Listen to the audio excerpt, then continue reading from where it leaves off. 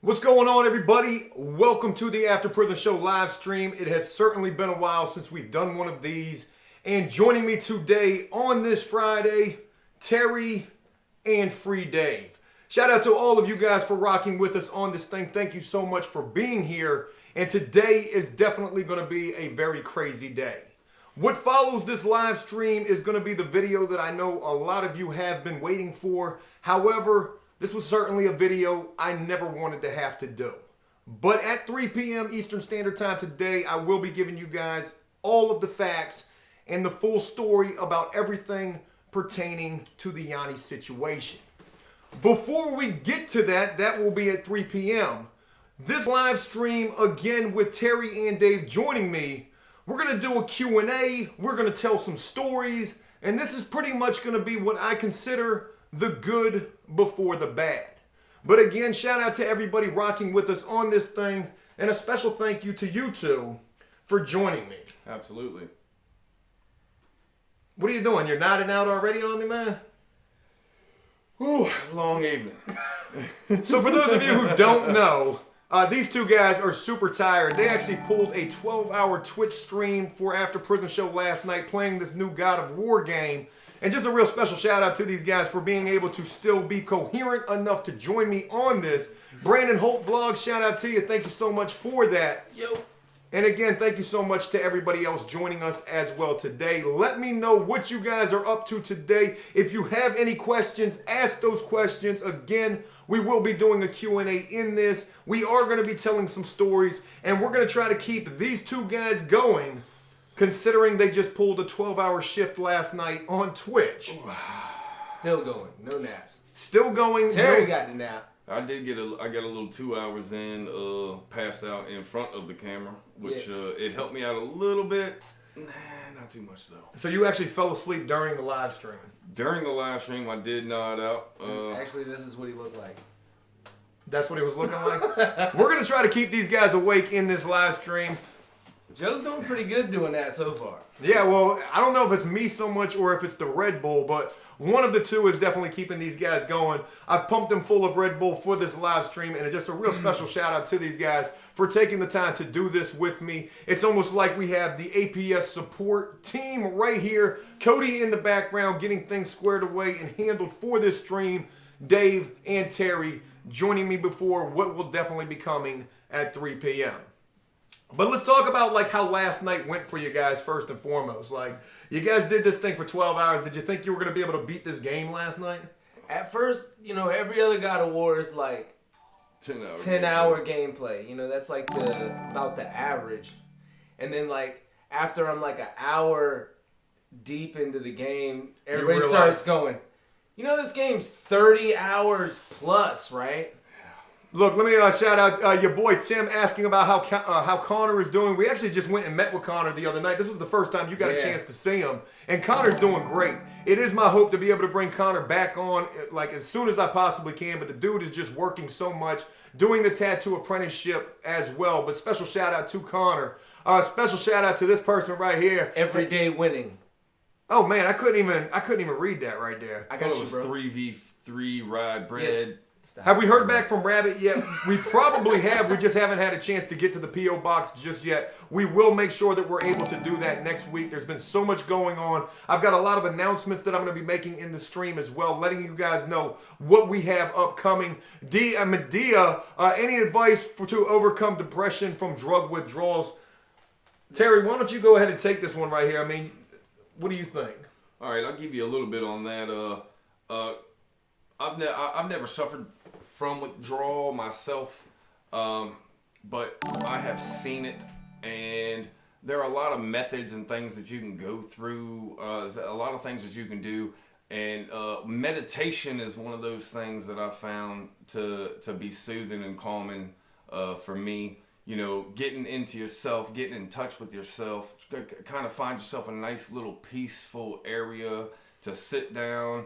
I want to expound upon this a little bit, though. One thing that I would definitely recommend as well, the meditation is a good thing, but I would definitely recommend finding something positive that you can focus your energy towards to kind of combat against those withdrawal symptoms. You got to find something. shout out to Bilmo right there. What's going on with y'all? I'm sorry if I mispronounced that. This is what I did. Hate the depression. It's not right. It's not you. That's not who you are. You weren't born depressed. That's something that is attacking you. Hate it. And that would actually help you to combat against it as well. Try to do anything in your power to, one, not be depressed.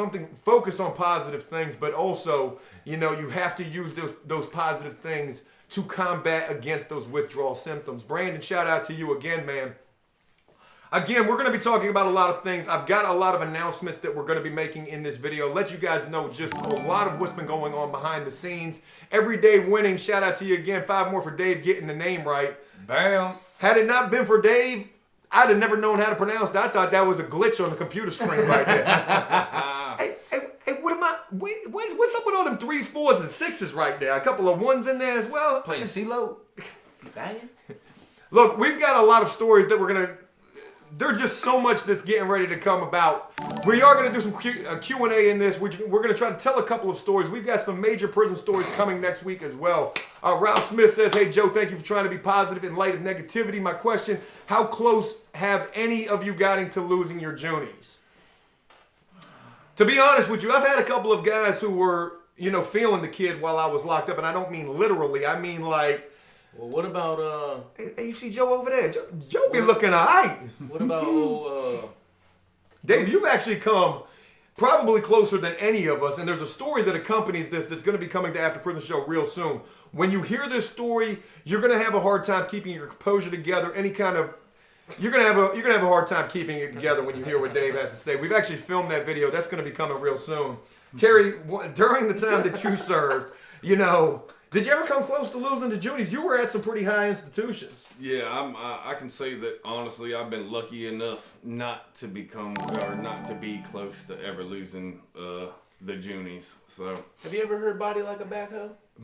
Body Like a Backhoe. Your boy Tim's asking if Terry's ever heard "Body Like a Backhoe," Dave's song. I've heard pieces of it. And actually, we were discussing possibly trying to put together a video of Body Like a Backhoe, and that very well might be something that can be worked in. We're just looking for a backhoe right now. The music video is in the works, and when you guys see this is going to be Vimeo quality. Am I pronouncing that correctly, Cody? Vivo. That's it. I said Vimeo. I don't even know what I was saying right there. Botsy, I always watch your videos before work. Love the content. Happy holidays. Shout out to you. What is the holiday? Is today a holiday? And I guess it's a smoke-a-day. A smoke? Oh, yeah, it is 420. I was telling Cody about this earlier. 420 really represents some pretty bad things. There's a lot of crazy things that have taken place on this day. So, yeah, just real crazy stuff right there. But Dave, are you excited about the possibility of putting together a music video for Body Like a Backhoe? Hell yeah. You've actually got a really good singing voice. Sometimes. When you haven't been streaming for 12 hours and talking to a camera for 12 hours as well. Yeah.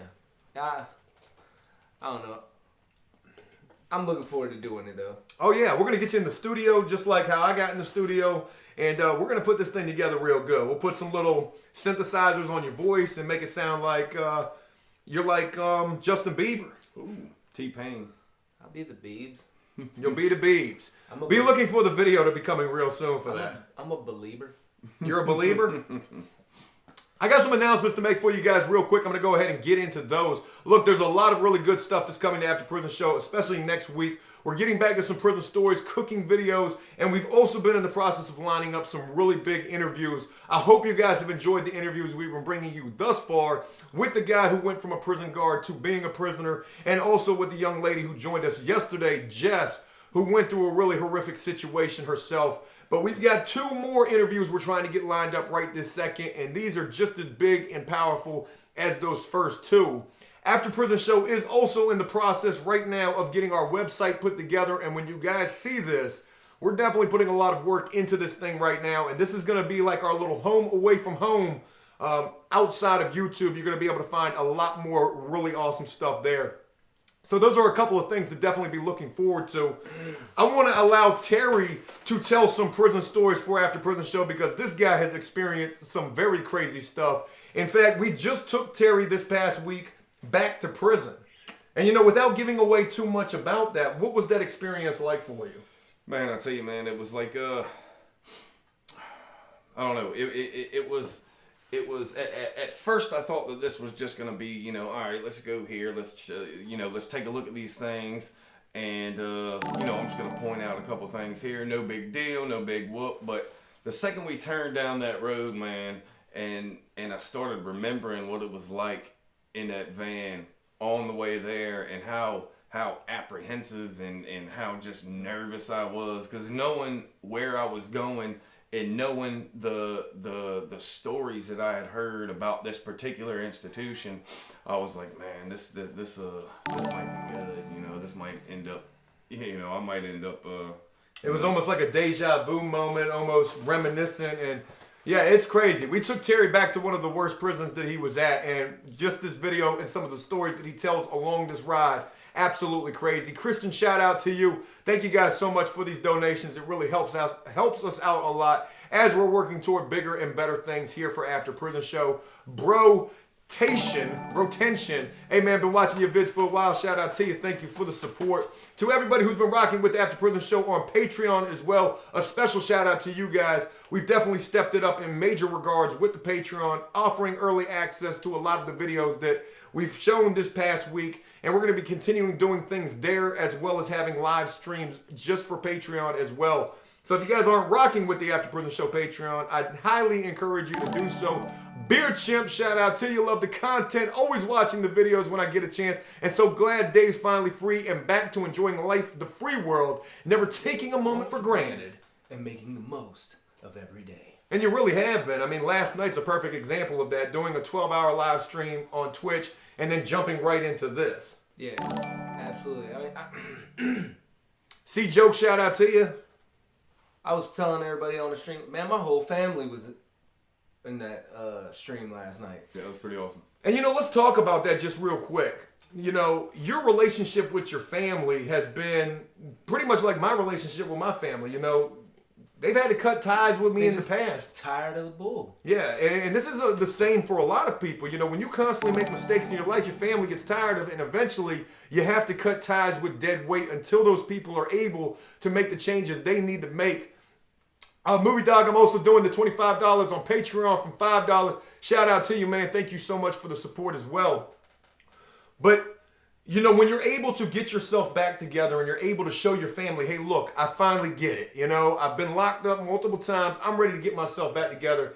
It speaks volumes, and it feels good to finally get your family back on your side. Shout out Big Steen. Appreciate you, man. Steen, as always, brother. Shout out to you, man. Go Pack Go. I see you. There we go. Yeah, man, it's the After Prison Show, man. It's an avenue of reconciliation. It's bringing my family back together. It is a place where my family can actually see my efforts and see, you know, what I'm doing, the positivity in my life, the people I'm surrounded with. Man, my dad wants to shake your hand just for, you know, giving me the opportunity to do this. And you've talked to me about the relationship with your father and how that was a really rocky relationship. And you also told him about After Prison Show, how this was something that you were going to be working on or working with. And at first he didn't understand what it was, but now that he's seeing everything that's been going on with this, I mean, he's super impressed. And he subscribed to the channel. Then last night he subscribed to Twitch. You know, he was in there rocking with us for hours. Yeah, just hanging out, man. And then he came back in the morning. Yeah, been back at it this morning. Tracy says, any advice for how to help a friend who got released for doing a 25 years? You know, when you come home from doing an extensive amount of time, the one thing that you have to emphasize is patience. You cannot just jump back out here because the world's moving at 100 miles an hour. Man. And when you're locked up, it is an absolute standstill. And he was locked up when he was 12 years old, it said. It's going to take a lot of adjusting and a lot of just being patient, you know, and you just got to be there to try to console that person and really show that you're on their side and you want them to succeed. Brandon, shout out to you again, man. Thank you for the continuous support. But, you know, it means a lot to me to see that you're making the reconciliation that you need to make with your family. And that's a huge thing. Your boy Tim, does Dave have a Twitter yet? Any meet and greets being scheduled? Boston, cough, cough. Hey, Boston is where my family is from, so I would love to get up there. Dave definitely has a Twitter, at APS Dave. We're going to have to get Terry some social media set up as well, because I promise you, the more you guys begin to see Terry and hear these stories and really hear the way this guy articulates what he's saying, you guys are really going to start liking him as well. I know a lot of you already do. Christian Palmer. What's going on, brother? Shout out to Christian as well. But Terry, talk about a little bit real quick, if you don't mind, like what your experience with this has been like. We just did the first 2 videos with you last week, and just talk about what this has been like for you. I'll tell you, man. When I saw what Dave was doing, when he was like, "Look, man, you need to check this out, check this channel out, see what we're doing. You know, just take a look and see exactly how this whole thing is ran and what I guess the mission statement would be of this of the After Prison show." You know, at first I was like, all right, YouTube doesn't sound like something that I want to do. My kid watches YouTube, that's cool. And then, you know, I sat down and I took a look at it, and then I saw, you know, I saw what was happening, and I saw what the potential was in this show, and I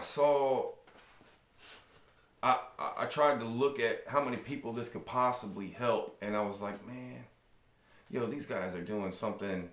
They're doing something that this community needs, you know, because being in an institution for so long, even if you're just in an institution for a number of days, it can have a dramatic effect on your life. It can have a dramatic effect on your family. It can be a traumatizing experience for all of those involved.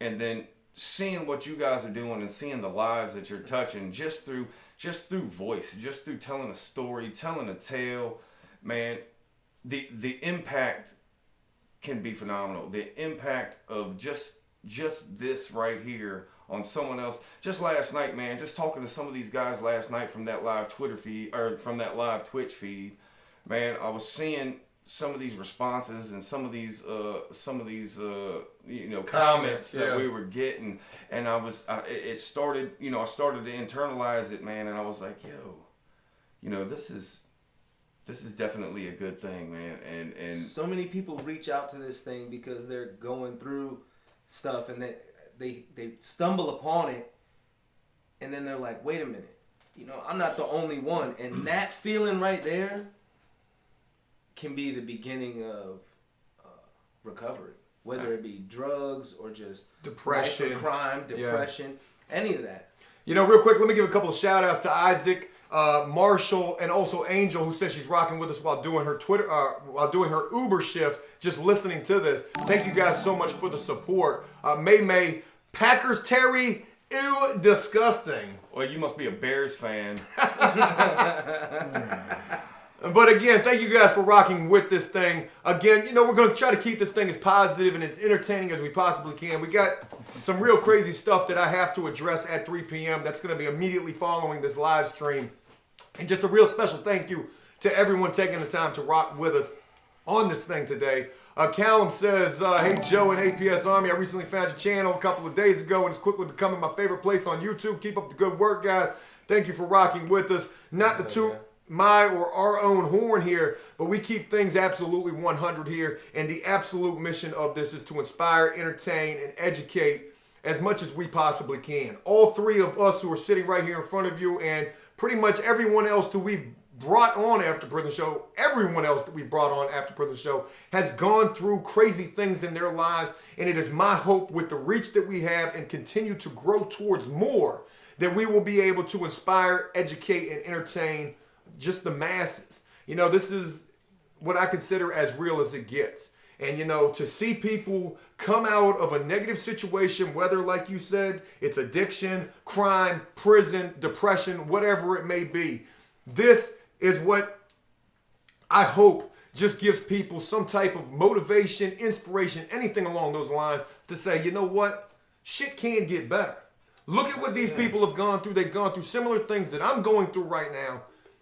And as long as you don't give up, as long as you stay motivated and driven, no matter how bad the day is, no matter how much things might seem like they're not going to improve, as long as you don't give up and continue to try to believe in yourself, you will begin to see improvement. And it took me a long time to get where I now am. And I mean, every day it is an absolute struggle. There isn't an easy day. It takes a lot to be able to maintain yourself on a positive and good course. No matter what's thrown your way, no matter what you may stumble upon or any kind of obstacles you may come across, you just have to constantly work hard towards seeing better and positive things happen in your life. Absolutely. I completely agree with that. Absolutely. Failure is a part of it.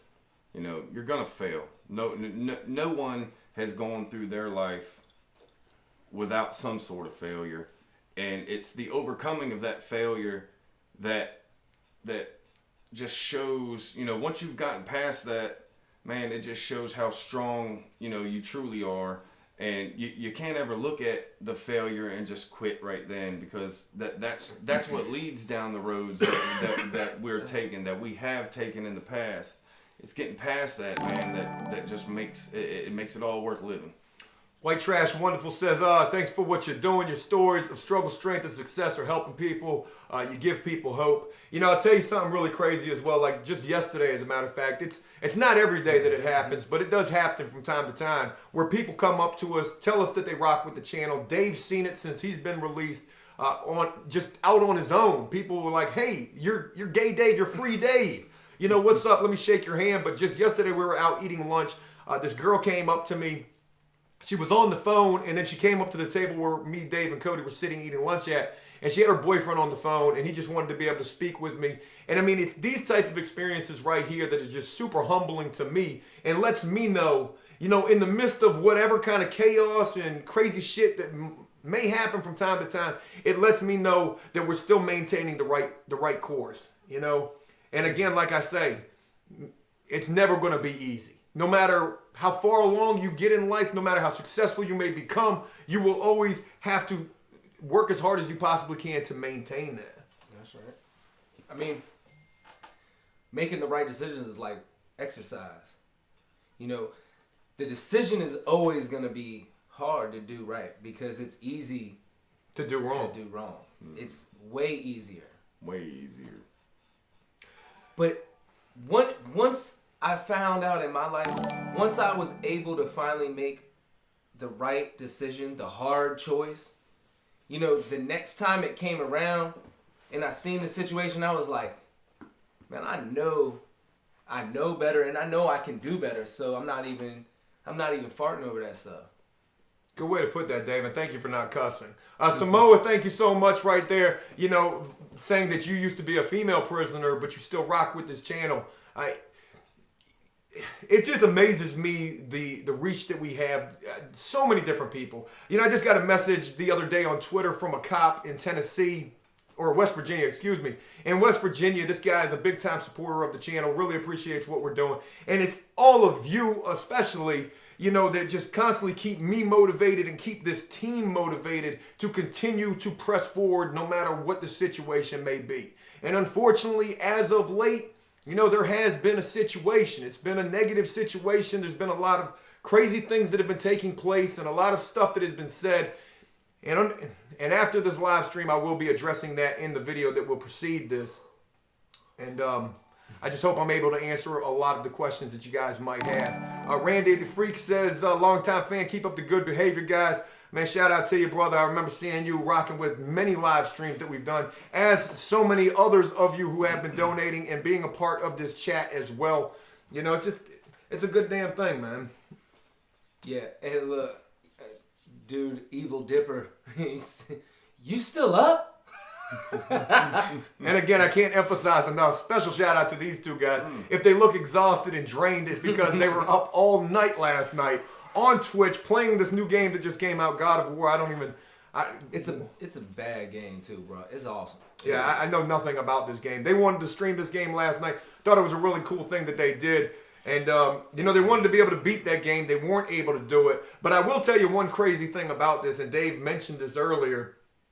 Dave said, that he felt absolutely crazy for being up all night. And, this kind of probably reminded you of times in your past. I think that's exactly what it was. Like, I felt like I did something wrong. Right. Like, who the hell stays up all night and all day the next day.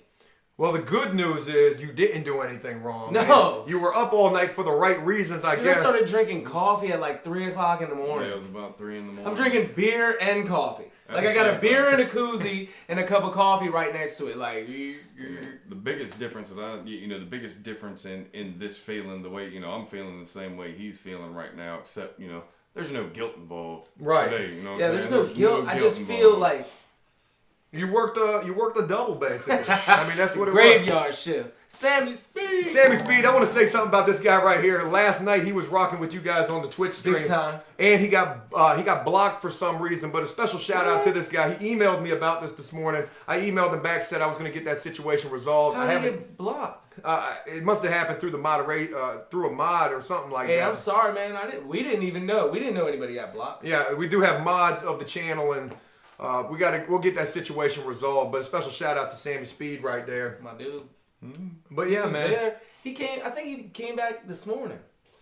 Man, I can't remember who came back this morning, honestly. I barely remember if I came back, too. I didn't get a chance to see this stream, and if you guys haven't got a chance to see this stream, again, it is 12 hours long. Check it out on the Twitch channel for After Prison Show, twitch.tv/AfterPrisonShow, where you guys can probably just skim through this thing and see some highlights of it. I may try to chop this thing up into a highlight reel, which I might also try to do with this stream, or possibly just make this stream live after we get done with this. But again, I can't emphasize enough, special shout out to everybody rocking with us on this Friday afternoon. I mean, it truly means a lot. And hopefully we will be able to do some good with this thing. Keep you guys entertained. Your boy Tim says, there will be setbacks, but for every setback, there will be a 2, 3, 4 steps forward. Don't give up. Don't ever give up. That's good words, man.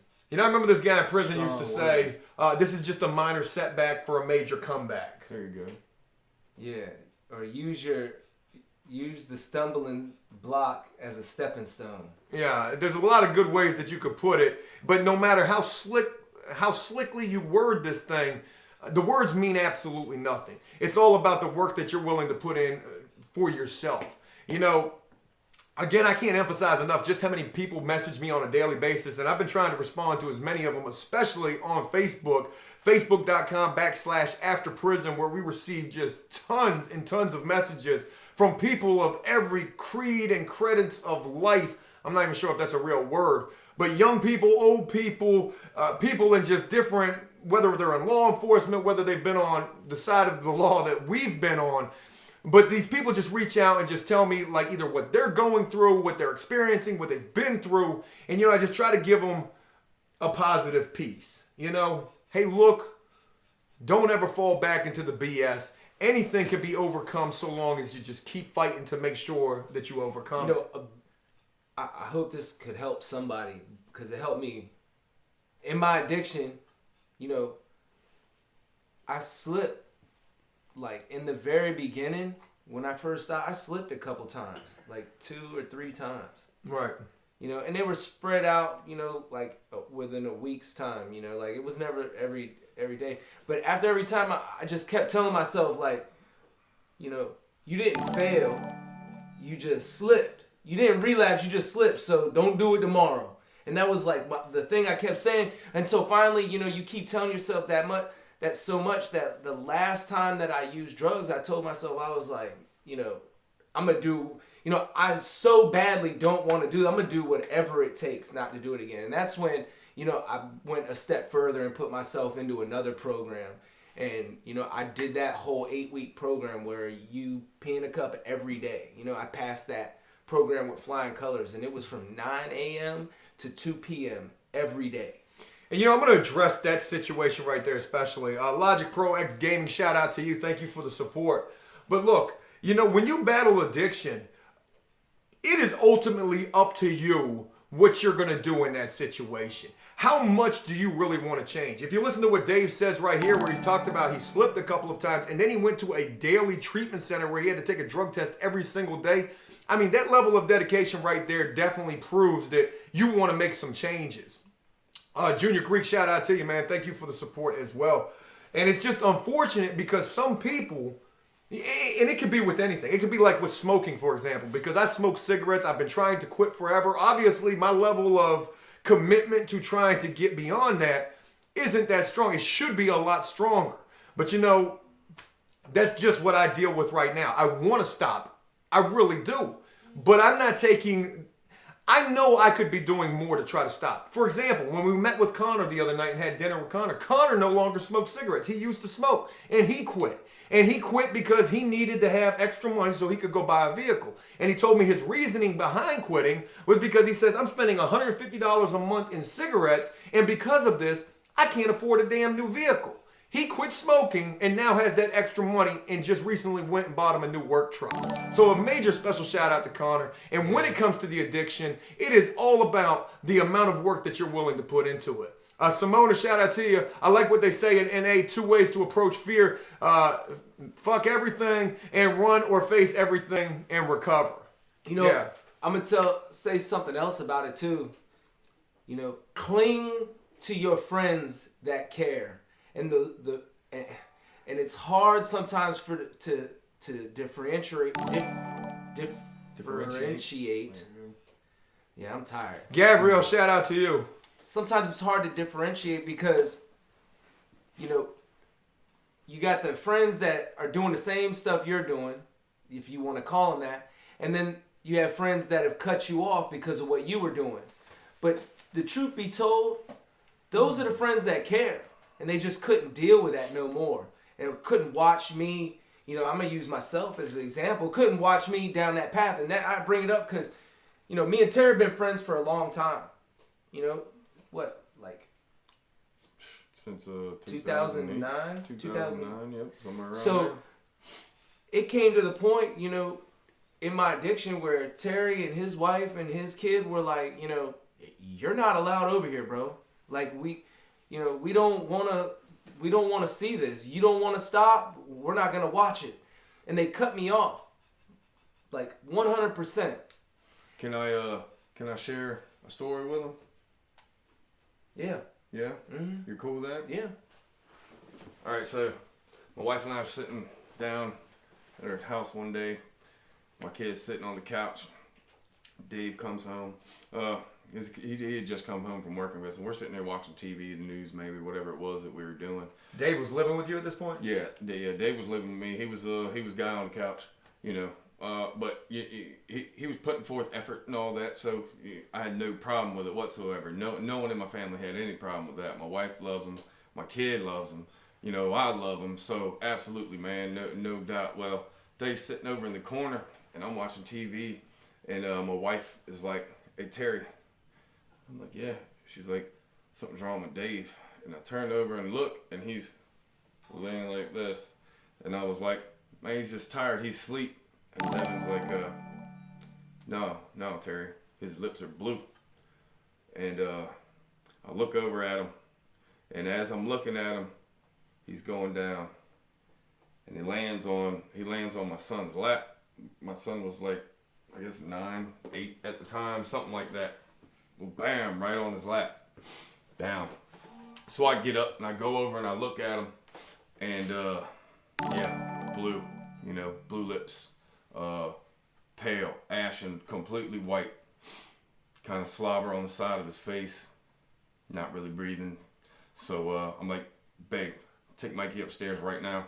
So I lay him down on his all the way down on the couch, and I take another look. I lean down, you know, I'm beginning the CPR process. Stop, look, listen. So I'm looking down at him, listening. I'm not feeling any breath or anything like that. And I slap him, you know, I'm slapping him in the face. Boom, boom, nothing. I hit him in the chest a couple times, nothing. And I'm realizing, you know, I'm realizing what's going on. So I yell upstairs. I'm like, "Yo, babe, call the ambulance right now." And I roll him off of the couch onto the floor right in front of the couch, and I start CPR. And I was doing CPR on him for probably, I don't know, about 4 or 5 minutes. Lucky the rescue squad fire station was right around the corner from where we were staying, and you know, they got there probably about, like I said, 3, 4, 5 minutes, something like that. And I'm constantly administering CPR to him because I'm not willing to let him go. And you know, they come in, they they analyze the situation. Give him that Narcan shot, and boom, he comes to. take him to the hospital. That was tough, man. That was a tough thing to see. It was a tough thing to see a friend go out like that. And I'll tell you, you know, after you know, my wife and I, we were upset. We were really mad. And what got me the most, man, was that, you know, he fell out on my kid's lap, and he had to watch that. And we were really upset, man. Like it hurt. But we get to the hospital, and they let us in the room. And as soon as Dave sees my kid, man, he loses it, and he's just, you know, like, I mean, so remorseful. It was, you know, all everything that I was feeling, all that anger, you know, I was just, we were just happy that he was alive. Mikey was happy that he was alive. It was just, you know, we got past it. We got past that. The anger was there, but, you know, so was the forgiveness. And, you know, thank you for letting me share that. You know, y'all bust on me. Y'all like, man, you know, Dave, what the hell's wrong with you? Kissing a man. Yo, the relationship that me and Terry have, this man saved my life. And not only did he save my life, right? But I would continue to go on using drugs. My addiction actually got even worse. At that time, I wasn't using any needles or anything. But my addiction got worse after this. And he still fought to try and keep me from going down the road until he finally just had to back away because he didn't want to watch me die. I couldn't see that. You know, so yeah. I don't care. I will kiss this man on his fucking face. I'm sorry for cussing. I will kiss this man. I don't care.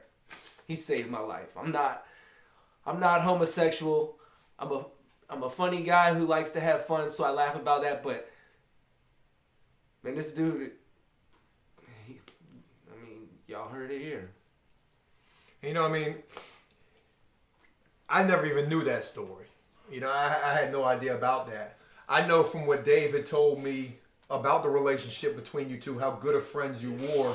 He told me that there was a point in time where you had to cut him off. Yeah, you know, absolutely. You had to walk away from this situation because just like he said, you know, even after a situation as life and death is what he just went through there, he would still continue to use.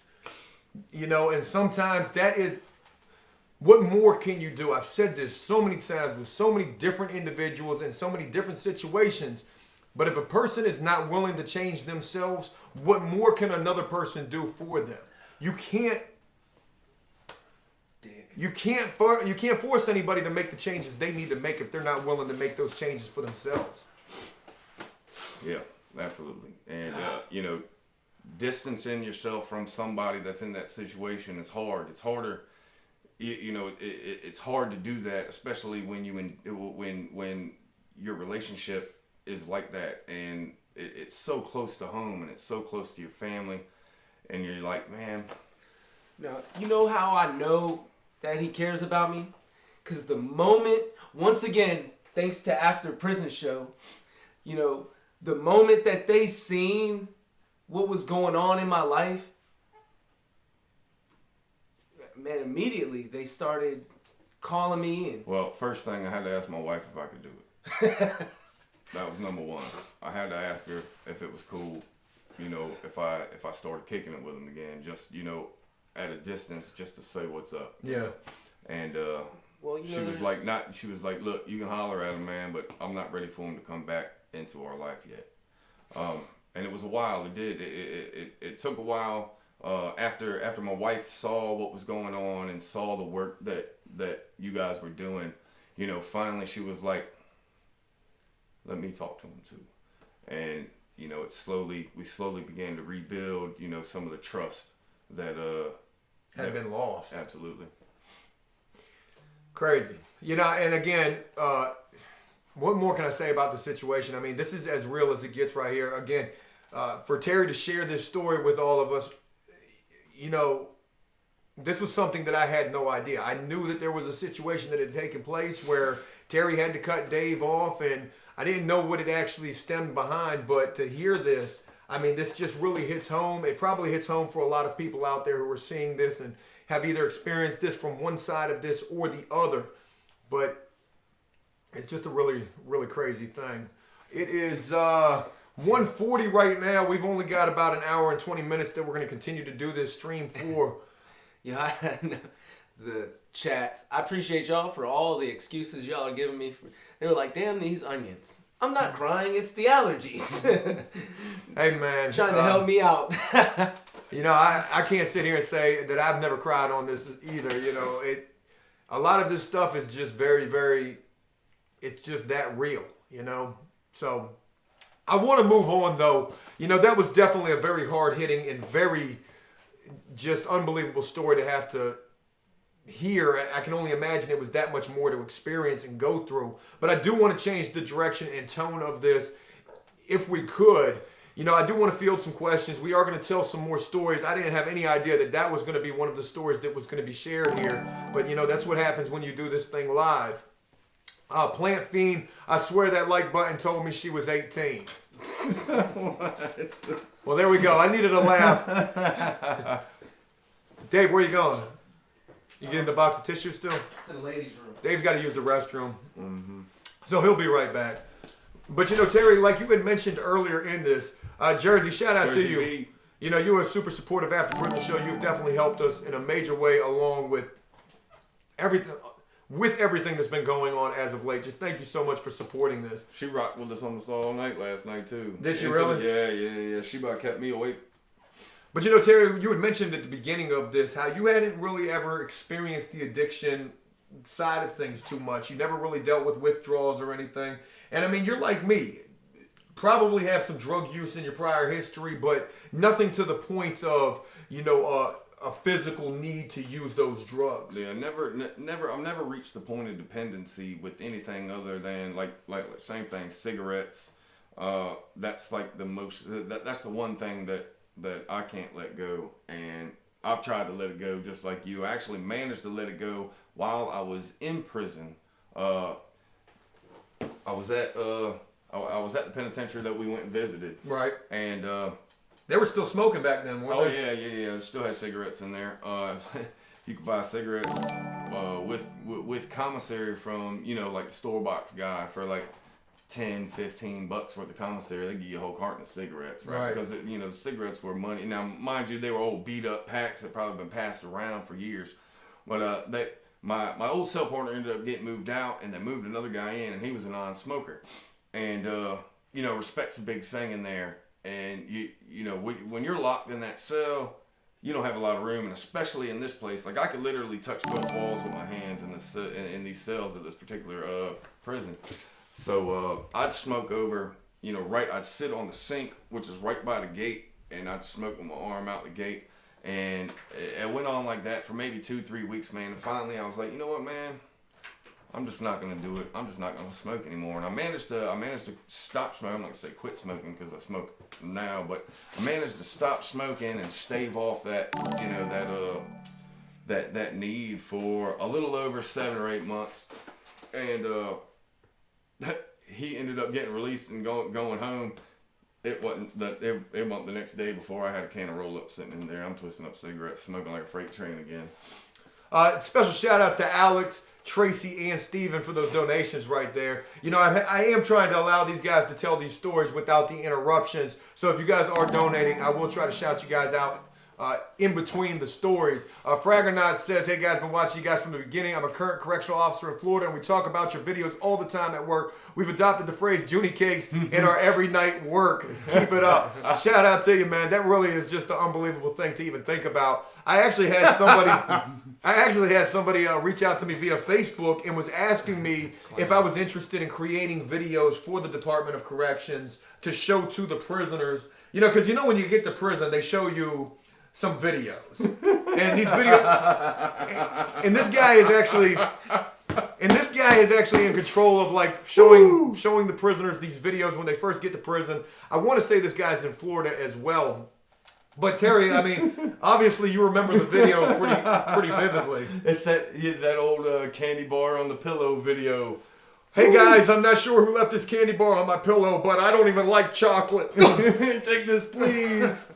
Oh, that's going to work every time. That's going to work every time. Oh, look, you know, they started implementing that in Virginia Beach Jail like every Monday morning at like 9 o'clock or so. They play that dumb video. They play this recurring video, and it's on a loop, and they play it, and it starts off, right?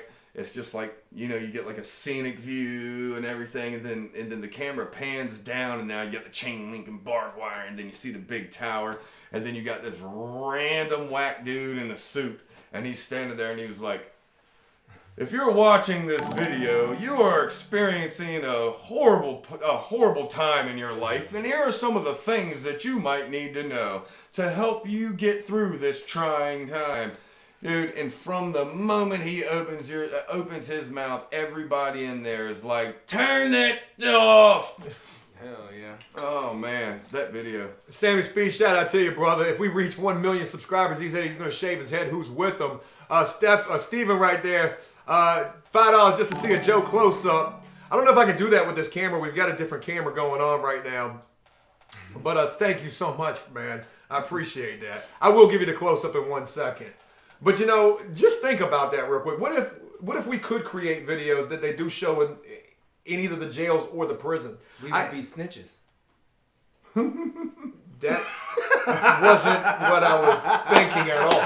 The guy was like, okay. Shiva, shout out to you. David home, even though it's been a while since he last came home. Or since he came home. Shout out to you. Thank you for that right there. Pull over! Let me get that $5 though. Let's just dive.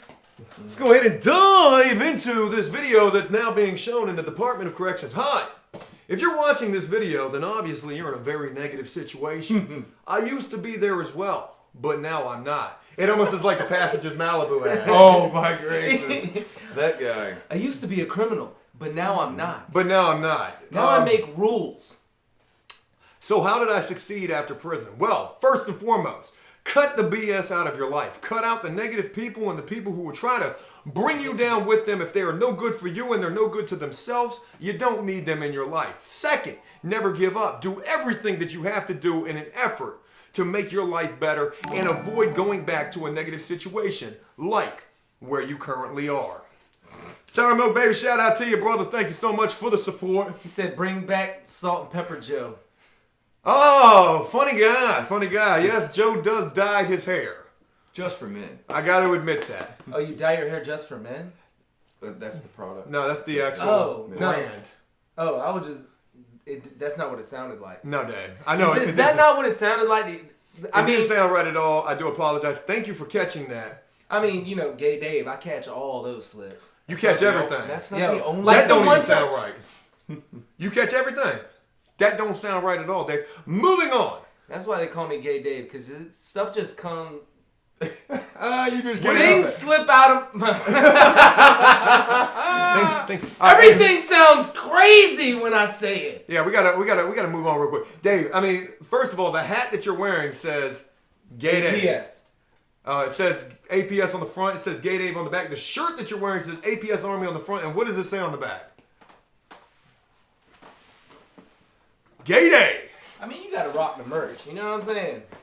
This was a present. Own it. And it is an This awesome was a welcome home present. And like I said, I own it. And I say gay stuff. I say gay stuff.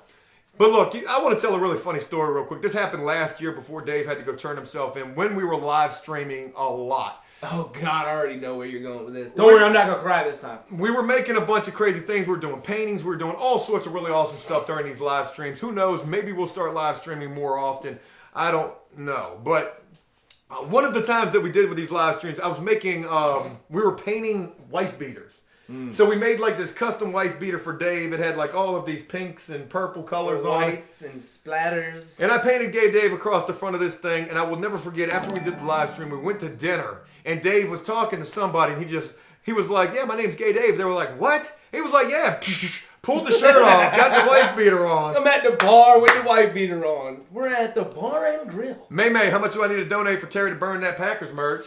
That ain't never gonna happen. Let me get You ain't got enough. You don't have enough. No, sir. Let me get 50. I'll light it on fire right here. Sammy Speed, I can see Joe on a video here. Is how to know if your bunkie is a snitch. And by the way, don't use these hiding spots for your shiz. See, those aren't the kind of videos that DOC is going to let me make. They're going to want the powerful, positive stuff. And the reason that we don't have as much access to, going and touring these prisons like I would like to be able to do is because I make these videos talking about how horrible of a place prison is. We should try and manufacture our own brand of condom to sell to prison. That might be $1 million idea right there, Dave. Well, maybe, yeah. But with what I'm mentioning right here, I mean, this is like a double-edged sword. On the one side, I'm going to continue doing what we do here on After Prison Show, telling you guys these crazy stories, because this is what I hope will keep a lot of the young folks who rock with After Prison Show out of prison. On the flip side, prison don't really rock with that type of stuff. Dave, what are you losing yourself for? Because it was just like perfect time, and I'm like, yeah, we'll make custom condoms to sell to prison, and then it showed Johnny Depp pulling off glasses after glasses. Like, what? I don't know why that even came up. Cosplays 9, shout out to you, man. Thank you so much for the support. Sorry, I missed that comment right there. But yeah, look, I want to move on to something else that you guys probably don't know, but I'm going to go ahead and bring this up as well. While Terry served the time that he did, and believe me, this guy has served quite a bit of time. You did 9 years during the one stretch. Yep. This guy also was a tattoo artist while he was locked up. And, we were talking about this, and I was like, Terry, man, you still doing tats? And, he does from time to time. He's going to do me a free tat. And I'm thinking, what should I get?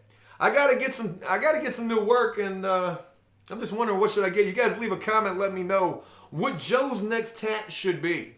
I almost made a thing with this live stream saying top donator picks Joe's tat. I didn't do that because I felt like I was going to end up with something crazy on my forehead. You remembered that your fans are just like you. You would have been like, oh yeah, bitch. Oh, he said we could pick the tattoo though. Yeah. Hey, he said we could pick the, he said, hey. There's a reason why you're the head of that. Hey, he said we could pick the tattoo. Joe, you about to get a flying something across your foot. Send. 500. Ain't nobody gonna donate more than that. But yeah, I definitely want to get some more work done, and who knows? We'll see what I get. Now the comments going crazy because it's like, okay, what's Joe gonna get tattooed? Anyways, during this little intermission, let me take a moment to thank our sponsors, the Green Bay Packers, brought to you by Terry here. Hey, Red Bull being the one thing that is pulling most of us through this live stream, being Dave and Terry. Hallelujah. And also, all of you out there watching this, thank you guys so much. But is there any more Red Bulls? I think there was one, unless Terry. Yeah, there's one right there. We've got one final Red Bull. Sure. Tracy, shout out to you. You gotta head back to work. Y'all have a great day. Thank you. The final Red Bull. It's the final countdown. And real quick, I want to talk about.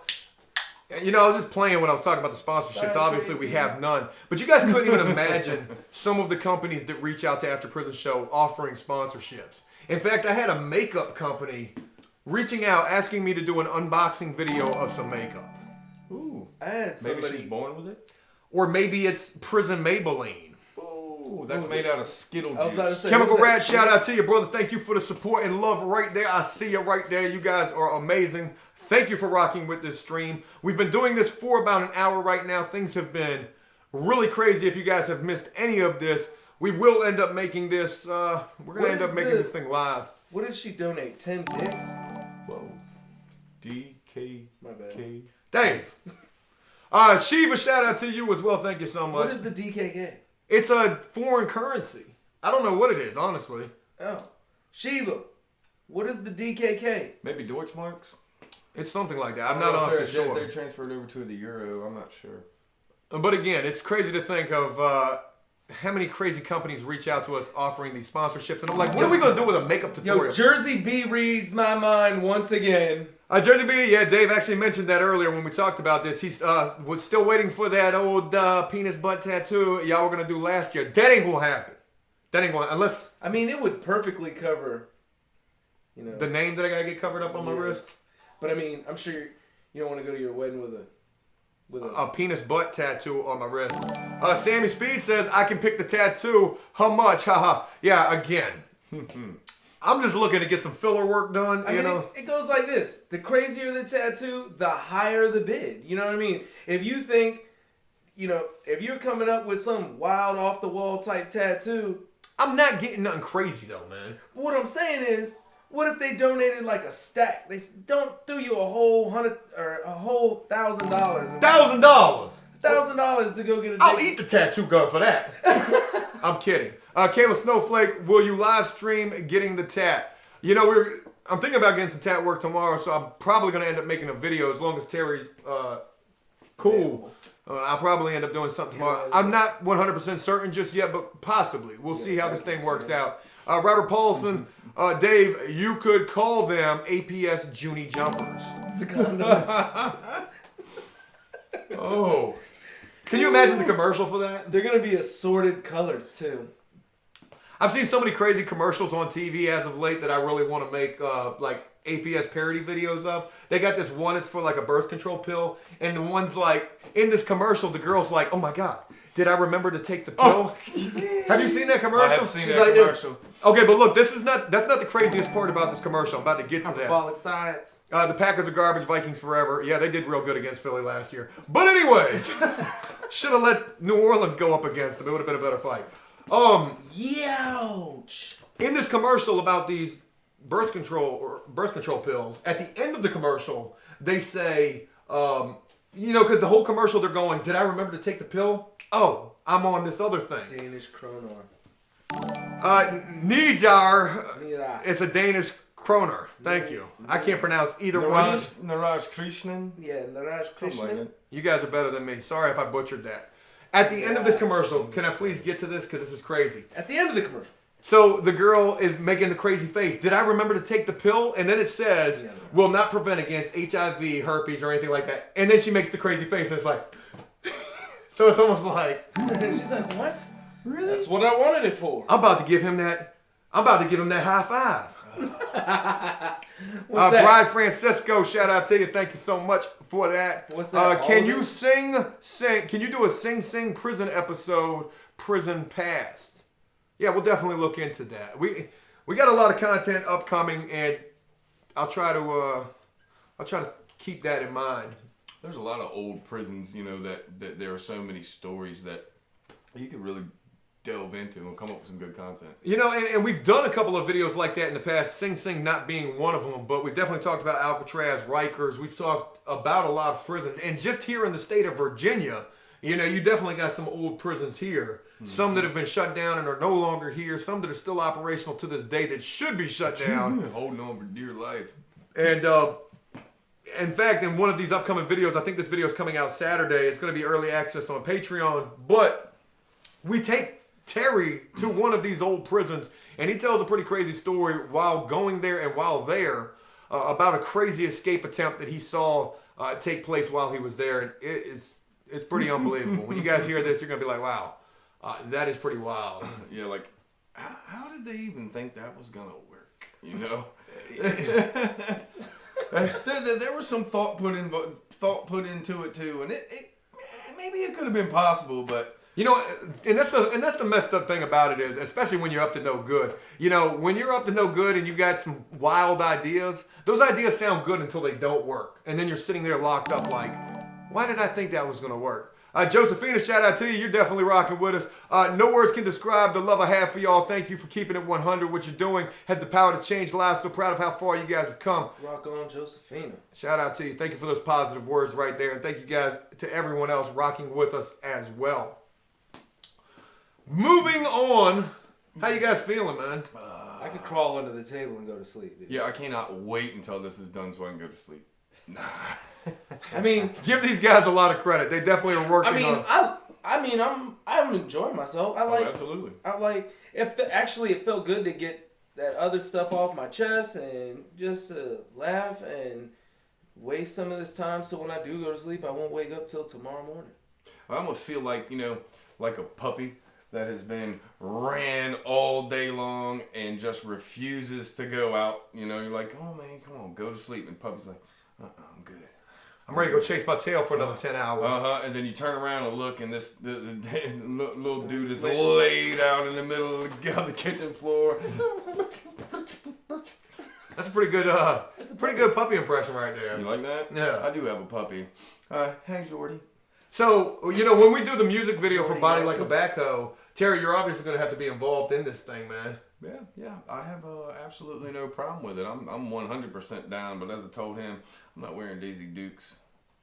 Yeah, we're gonna have to get Dave we're gonna have to get him a nice little outfit for this thing. What do you guys think Dave should wear in the Body Like a Backhoe video? Comment and let me know that, because this is gonna be coming up very soon. We're only missing the backhoe right now. Oh yeah? Chemical Rat, you were there last night, huh? Oh, shout out to you, man. I was not there. I told everybody last night, man. I was like, I do feel like I'm getting old. I was like, so old that this kid, he's like 18 years old, a little punk, came up to me and was like, hey, Mr. Dave, can I get a soup? I was like, starve, you little punk. What are you Mr. Dave? What is Mr. Dave? He should have walked up to you like, hey, old head. No, all these little young kids that would would come talk to me. I used to tell man, me one time, you won't get nothing. Nothing. Hey, old head Dave. Can I get a cup of cornmeal? Yeah. No. Go to your mama. Your uncle ain't paying your bills. Dave was butthurt about that right there. Yeah. Yo, as soon as he called me uncle, like 5 more hairs fell off the top of my head. I was a little upset. I was like, dude, stop. Anyways. Hey, Terry, while you were locked up, did you have any nicknames? Did people call you anything? Actually, yeah. The one that lasted. The Great Bum Splitter. The Great Bum Splitter. No, that actually comes from a book. It's called The River God or something like that. But anyway, the one nickname that kind of stuck while I was at a institution called Deerfield, and which now is an old head spot. Yeah, at that time it was A, B, and C custody, which is a combination of minimum, medium, and maximum security that kept everybody housed in the same place.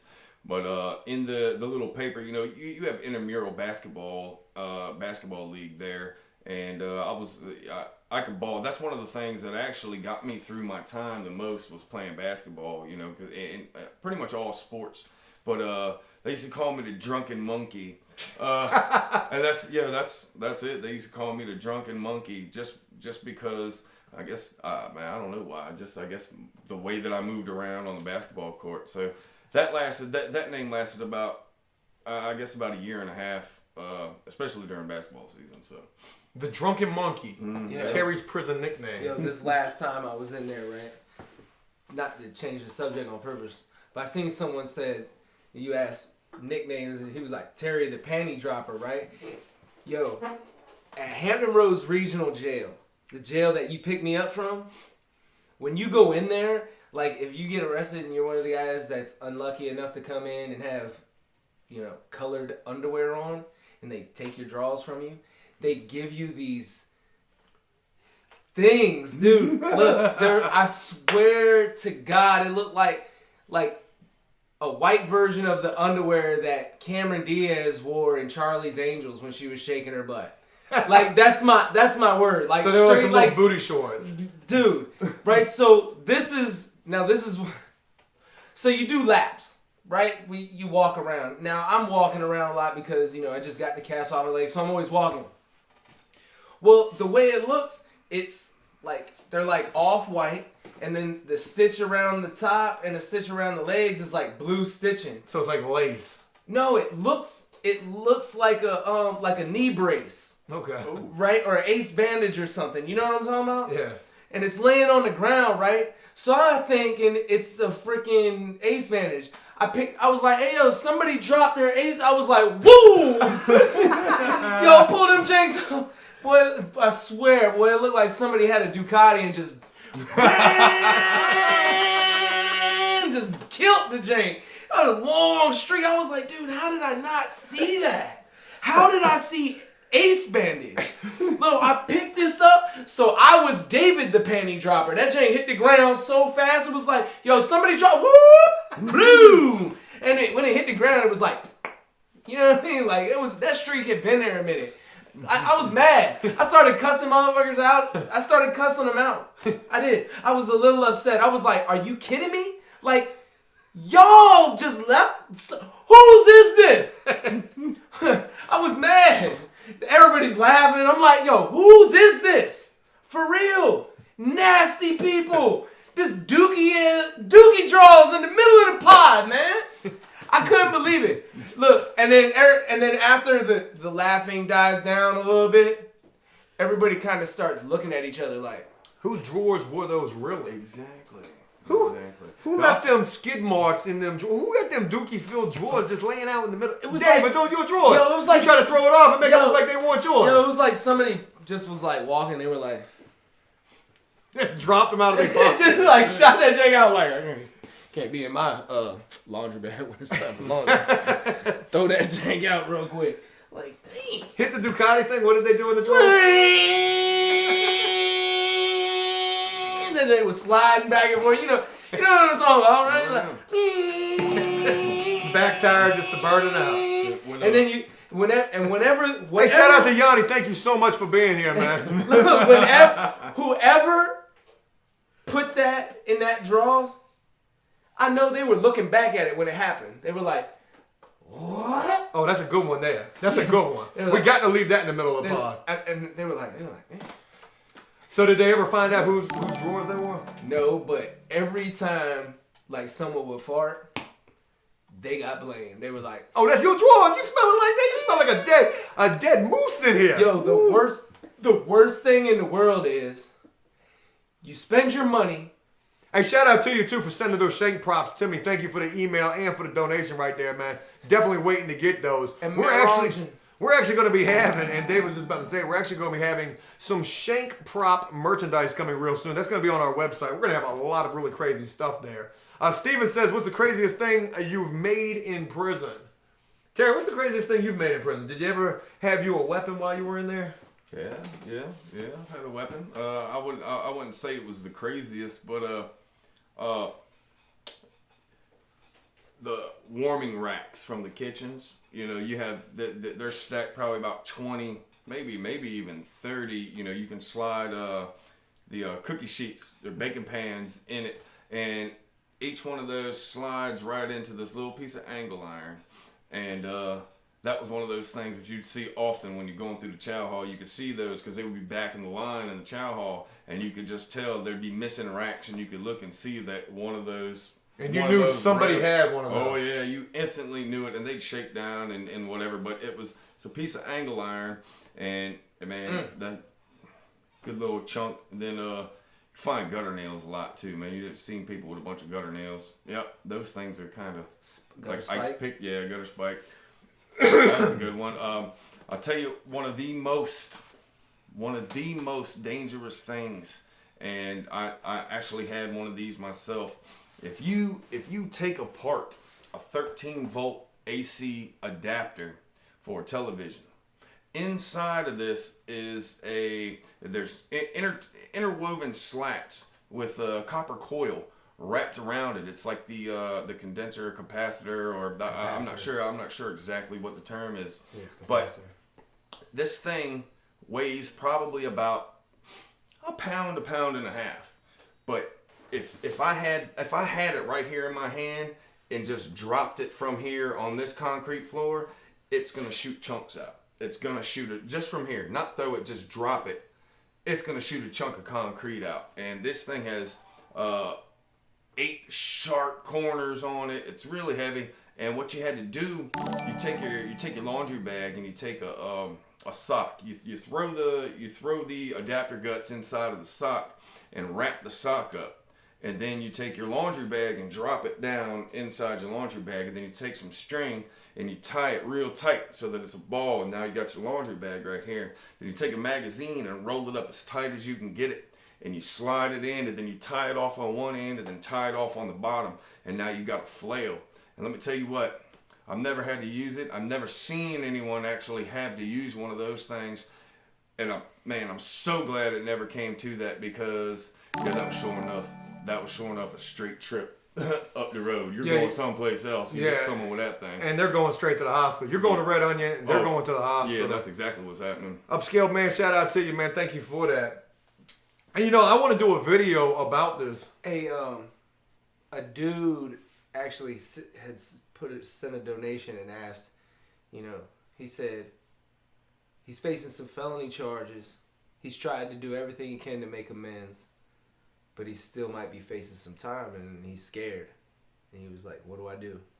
I mean, it just really depends on what your record looks like. Do you have a criminal record? Is this your first offense? You know, if you do have a criminal record, you could be looking to get locked up. I don't know what the charges are for, but no matter what the situation may be, you know, believe me, I've been in this situation. Dave's been in this situation. Terry's been in this situation. So many people have been in this situation. You know, you just have to accept the fact that it is going to be what it's going to be. You can only do so much once you're in that situation, but whatever the outcome of that is, whether you do have to do some time or whether you end up with probation, you know, you are going to be dealing with some trying times. And it's just going to be all about getting beyond that, whether it's incarceration or, you know, being on probation, which might as well be like being locked up in some degrees as well, and doing everything you can to get past that. You know, knowing that you're getting locked up is probably one of the worst damn feelings in the world. And I'm sure Dave can attest to this first and foremost, considering we did the video with him where he went and turned himself in. And just talk to me a little bit about what it was like knowing that that day you were going back to jail. I mean, it was nerve-wracking. It sucked. It seemed like everything was going right, and then that happened. And my first thought was, you know, I'm about to lose. I ain't gonna lie, man. I was scared. I was like, you know, I done did everything to get right. You know, then I broke my leg, but I didn't take, you know, you can attest for this. I didn't take no pain medication. Yeah. None. And then you brought me on, and we were doing this, and, you know, you were talking with me, and we were talking about, you know, how I can get more involved, and, you know, you want to do great things.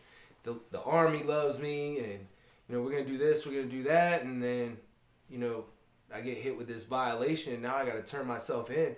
I was scared. I was like, man, you know, this great opportunity almost fell in my lap, or I fell in its lap, and I got to leave. You know, I felt scared like I was going to lose that, and I was going to have to come home again to nothing and struggle back, you know, and it was nerve-wracking, man. Because it leaves you with a lot of questions. Man, you don't have any answers to these questions. I know, I called you all the time, Joe. I know you heard it in my voice when I would talk to you, and I'd be like, you ain't forgot about me, did you, man? You know, there's still, you know, you hire, you know, you bring somebody on or whatever. And I'm like, there's still a spot for Dave, right, man? You know, and what would I tell you? Man, you were like, you always got a spot, bro. You were like, whoever I bring on the show, you know, I bring them on for what they're doing. You know, you are you. You know, I'm never, you know, you got your spot. Yeah, when you're facing time, I mean, it's just, there's no easy way to face that. You have to face it, and you got to get through it. I mean, because the only other option is, you know, continue to let it be a bad situation. And I mean, and it sucks because as much as it seems like nothing changes, you know, I was gone for a year. A year went by. A whole year of your life. A year of experiences. You know, a year of the growth in the show. When you left, we had like 300 and something thousand subscribers. Yeah, it was like at 370,000, 372,000. We gained like 400,000 subscribers. We hit 400,000 before I turned myself in May 22nd. We hit 400,000. Like a week before that or something? No, like right after I turned myself in, like right at the beginning of June or the end of May. It was like boom, you know, we're at 400,000. And then it just continued to grow. And I kept thinking, you know, you're in this situation, you're going to think bad thoughts. And, you know, I kept thinking, you know, this thing's blowing up. You know, you're doing big things right now. You know, the show's getting bigger. You're doing bigger things than what we were doing. You know, you remember what we were doing? We were live streaming all the time and making cooking videos. We ate out all the time. You know, it was what it was. And then you come home and it's the same damn thing. Amanda, shout out to you. Thank you for that thing. But no, I mean, seriously, it is, right? It is, but it's just bigger. Yeah, and it's a lot more responsibility. Believe me, this is a nerve-wracking thing. I already know. I got to freaking talk you down off the roof every day. Chemical Rat APS Army would never forget you, Dave. Believe that. Man, I love y'all, man. Thank y'all. And Terry, you know, is starting to become a part of this thing, and I want to include Terry more in this. You know, we have the APS Army, but I want to have the APS world. You know, just everybody who's got just so much to contribute to this thing. I've said this before, I'll say this again. APS is a lot bigger than just me, like Nino Brown said in New Jack City. This thing bigger than me. This thing bigger than me, Jack. I don't remember actually how he said it, but somewhere around there. Yeah. You know, and you know, so many people have so much to contribute to After Prison Show, and just let that be proved by, well, one, the people that we introduce to this for the most part when things work out, and two, with the interviews that we do with people who just have so many crazy life experience stories that, you know, they allow us to share. So it's a really humbling and powerful thing that we got going on here. Yeah, that girl's story that from that video yesterday. And I was sitting at home watching it, and I looked at my wife and I was like, "Hey, babe, you gotta see this, man. This chick is tough as nails, man. Like, she is tough yeah, she was. as nails. And, you know, to have gone through that and come out the other side of that, man, just, you know, props to her, man. It's a success story. I mean, to a certain degree, it's a messed up story, but the fact that she survived is just crazy. I meant on the mental state. True. You know, yeah, she's not giving up. Yeah. She definitely had a strong head on her shoulders, especially go through what she went through. Jersey says, Terry's stuck now. He ain't going nowhere. Yeah, I seen it in the chat too. Everybody's like, Terry's here to stay. Terry ain't going nowhere. And you know, that was a crazy thing because obviously with some people that I've brought on the After Prison Show, things have not worked out for one reason or another. But now, I just got to be completely honest with you. Now, I have got to be so damn careful when it comes to who I introduce to After Prison Show. I can't just introduce everybody to After Prison Show. But, you know, from everything that Dave told me about Terry, and I'm sure from what you guys see as well, just how compassionate and heartfelt this guy is. I mean, this is a good guy, and I'm really honored to have the opportunity to have you rocking with us, man. Absolutely, man. I'm happy to be a part of it. Like I was saying earlier, man, this thing, like what you were saying, man, this thing is big, and it's important, and to be part of something that's important like that, it's an honor for me. You know, I appreciate, you know, the opportunity to share my story, the opportunity to you know, to give some words or some experiences or something that maybe one thing that I say that comes out of my mouth can help somebody else, and that's a blessing for me. And you know, Terry, you're somebody who's been in a lot of trouble in your past. You're no stranger to the system. You've been multiple times being locked up, and you've only been out this time for a little bit over a year now. Mm-hmm. You know, just talk to me about, like, have you found yourself in any situations where you might be tempted to do the wrong thing? And if you do, like, what do you do to try to avoid those type of situations? Well, the recurring problem that I was having was driving. Driving tended to lead. It always led me back because, you know, my driver's license is suspended. I might have a chance to get my driver's license back in 2021. You know, that's like how far off it is that I could have a possibility to get it back. And I always saw that, look, man, you got to have a job. You got to drive. You can't work without driving. And, you know, I just finally realized, yo, man, just stop driving. Yeah. You know, pretty simple. whatever it is in your life that, leads you to the problems, whether it's like Terry says, driving without a license, and believe me, I've most certainly had plenty of experiences with that. I've got 4 driving without a license charges. All of those are old, like really, really old, but yeah, I mean, I used to think the same exact way. You come home, you have to get a job. The job's going to help you with stability, hopefully. Hopefully you have some type of stability, being a place to go, stay, sleeping on somebody's couch, a halfway house, whatever the hell it may be. But transportation is a major part of that as well. A lot of jobs are going to want you to be able to drive, and you got to make it work. Brandon, shout out to you for that continuous support right there, man. Joe, you should buy a Ford Raptor. Them things are pretty damn expensive, and ain't gonna be buying no Ford Raptor. Ain't buying no Ford Raptor, Jack. I can't do it. Through the roof. I got a family to feed, and this far exceeds just me and my fiance and Aggie. So you're the guy on the couch, Dave.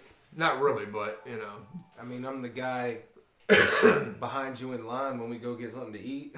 And I'll be getting your lunch though. Yeah, you do. A lot of times, whether I got money or not, I think I've paid for my lunch like once.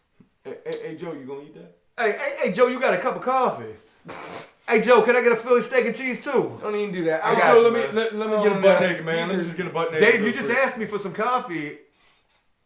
It's bedtime. One or the other, yeah, right? No, bro, nah. Hit me up in the morning, man. It's like 7:30, man. You don't need no damn coffee right now. What the hell's wrong with you?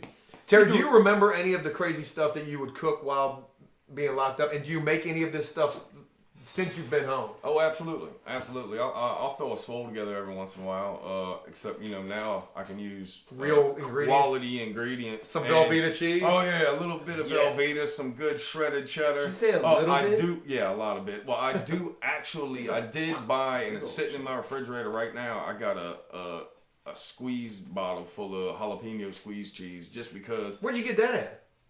Lidl, I think. Did you? Yeah. Yeah, we're going to have to check out a Lidl. We put it on. We put that on everything. Absolutely. A little bit of Frank's. That's like I said, man, I'll throw a swole together every once in a while with like some fish steaks. Where you finding fish steaks at? Food Line, man. They got the same exact ones. No, they don't got the ones with a little lighthouse on the cover. What? In Louisiana hot sauce, absolutely. Oh, we're gonna have to do a cooking video with Terry coming up real soon. You guys leave a 1 in the comment section if you want to see that, and a 2 if I'm just talking crazy. Brandon says, Dave, what do you think about Joe when you first met him? Oh my God! Please let me tell the story. I just told it to Cody yesterday. Go ahead. Let me tell you what I first thought of Dave when I first met him. I got to tell you, because we met in prison. We did. We met at one prison. We would end up being at 2 different prisons together. Jacob says, I can definitely support the channel. It helps be a public, and it helps to inform the public in an entertaining way. The prison system definitely needs some reform. Keep it up, guys. I don't know if we're going to be able to reform prison. I don't know if we're going to have that kind of power. But we're definitely trying to spread a lot of awareness and help people. We're trying to have people change their minds. Yeah, I don't want nobody to have to look. We got all ones in the comment sections. Terry cooking video coming this week. Watch what I tell you. I got a business starting up this week. I didn't even get a chance to tell you guys about that yet. But watch what I tell you. We're doing this cooking video. Lene, I don't know how to pronounce that. Shout out to you. I first met Dave back in 2009, 2011, or 12. Somewhere around 2011. 2011. January. I'm sitting in a prison. I go into another housing unit. I'm just trying to see who's in here. Do I know anybody? I'm not scared because this place was super laid back.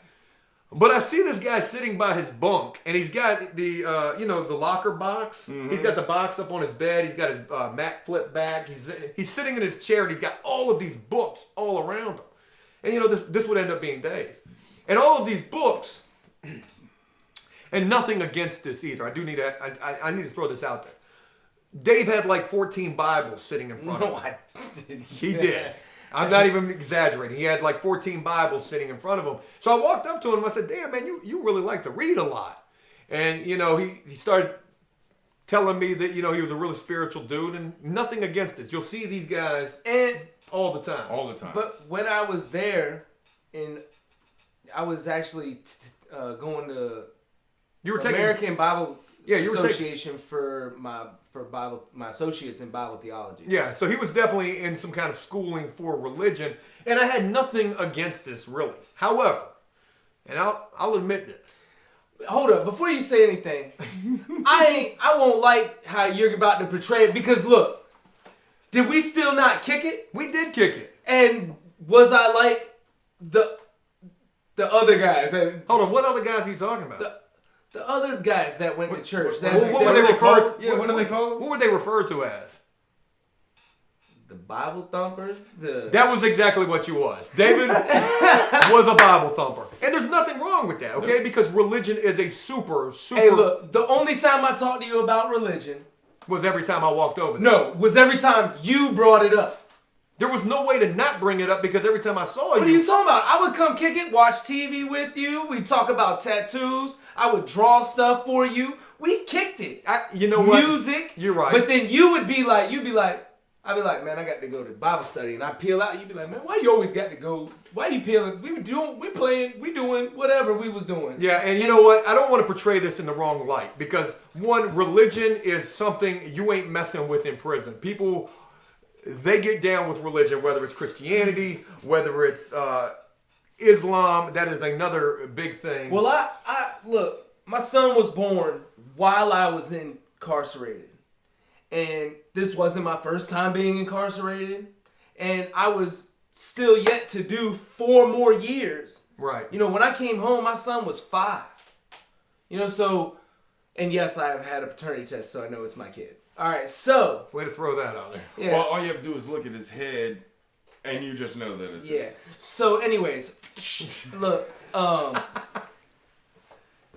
don't know, man. I was just like, something's got to give, right? And there was nothing, like, I reached out to God. That was like, I figured, man, maybe this will be what will change my way of thinking. And it did. I ain't gonna lie, that some of the stuff I learned then, and when you're locked up, I think the seriousness of it, other people, the way it's viewed, religion viewed, Muslim, Christianity, the different religions, right? The way they're viewed is taken, at this radical view. Well, and I think the reason for that is, and real quick, shout out to Jose for being that first time donation and rocking with the After Prison Show or being his first time donating to us. Thank you so much for that. Absolutely, man. But you'll see these guys... Absolutely. That is a really slick way to put it. But you'll see these guys, and I'm sure you've seen it as well. You'll have these guys, they'll round table it up, and they'll be just doing the Bible studies, and then no sooner than they are released, that Bible study stuff is gone. Out the window, right back to the Crack Shack Hotel. I mean, I literally ran into a guy who, and I'm not saying this about you, because this is just, I'm just mentioning this because this is the view that a lot of people who pump that Bible in prison, they get. And it's because of this. It's because of, people like who I'm explaining right here. This guy was like the head of, he was like the jailhouse preacher. I mean, this was... Who, me? No, this guy that I'm talking about. This guy was like a jailhouse preacher. And I will never forget seeing this guy at this really seedy motel. Now, I'm living at this motel. I'm not there for nefarious reasons. I'm there because I can't afford to be nowhere else, and I got nowhere else to go. But I will never forget watching this guy come out of a room, and I was like, oh, hey, you was the prison preacher. And this guy came out of the room like this. Oh, yeah. I mean, this guy's jaw was like disconnected from his face. And I'm... Man, you told me you were going home to buy a church. What the... I met another kid. Young kid. Very young. Like 18 years old. I'm sitting in jail waiting to go to prison. I've talked about this kid here on After Prison Show before for those who might have heard this story.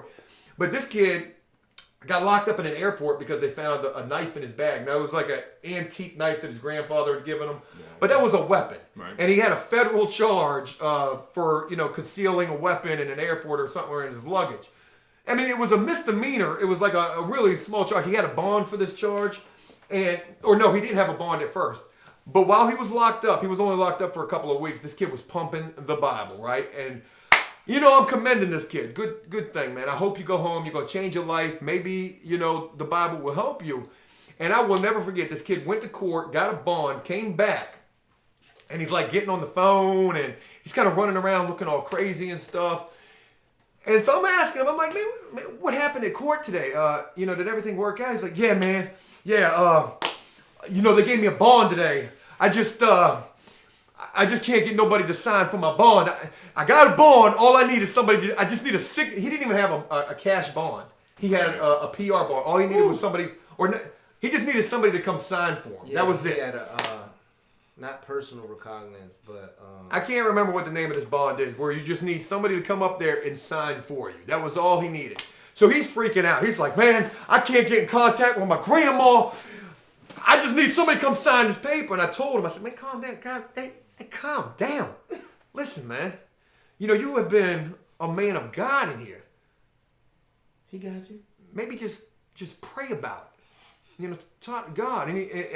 This kid said to me, he said, God can't help me. I need a signature. Dude, just 12 hours ago, you was trying to baptize me in the prison shower. Whoa. What's going on, Joe? I'm exaggerating, but So, again. So there was no baptism going on. What was going on in the shower? I'm not going to go any further into detail because, we do have that Disney Channel flow right now. We're trying to keep it that way, but craziness. But anyways, yeah, when I first met Dave, the whole moral to this story was when I first met him, he was a very religious individual. And again, nothing wrong with him. I still go to church on Sundays sometimes.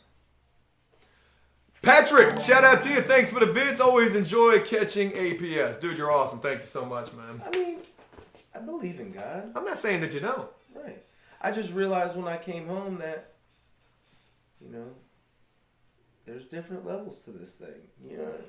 Nothing wrong with that. Well, a lot of people, when you find yourself in a situation where you're just at the end of your rope, just at the bottom, as low as you could possibly get, that tends to be the time when a lot of people try to turn to some sort of external spiritual some spiritual connection or something outside of themselves, because they can't help their situation whatsoever physically. They cannot change where they are themselves. Well, the one thing that I have to throw into all of this is, no matter what it is, whether it's becoming religious and spiritual while locked up, all of this stems ultimately from having something that you can latch onto as in a form of hope. Yep. Religion and spirituality will give guys, oftentimes who have nothing else, some sort of hope while locked up. And don't get me wrong, I am a believer as well. I pray. I pray oftentimes out here. And so I don't want to make it seem like I'm some kind of atheist or anything like that. Brandon Hope, again, man. Terry, any prison fight stories? I'm going to hold off on that one because we're going to make a video about that. I'm going to talk. We've got some of that coming up in the near future. Again, I told you this upcoming week, we are going to have some prison stories coming and also some prison cooking videos or a prison cooking video. So you guys be looking for that. We don't want to give away all the goodies on the first date. I mean, we got to pamper the man a little bit. We got to buy him dinner first at least. Something. Glass of wine. What? Mr. Wiggle, shout out to Texas. Texas is a major supporter of After Prison Show. Shout out to you, man. Big fan of your videos, especially Touch Him 2 Times Tommy. God, Touch Him 2 Times Tommy died in a major way.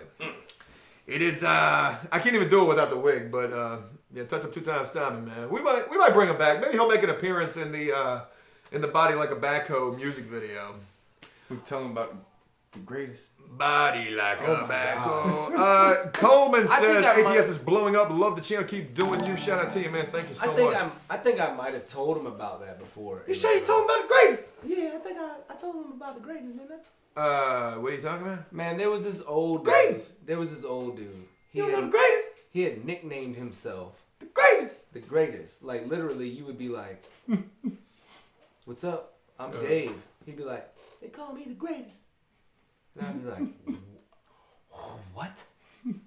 I want to give a shout out to Death I Bring or Lockdown 23-1.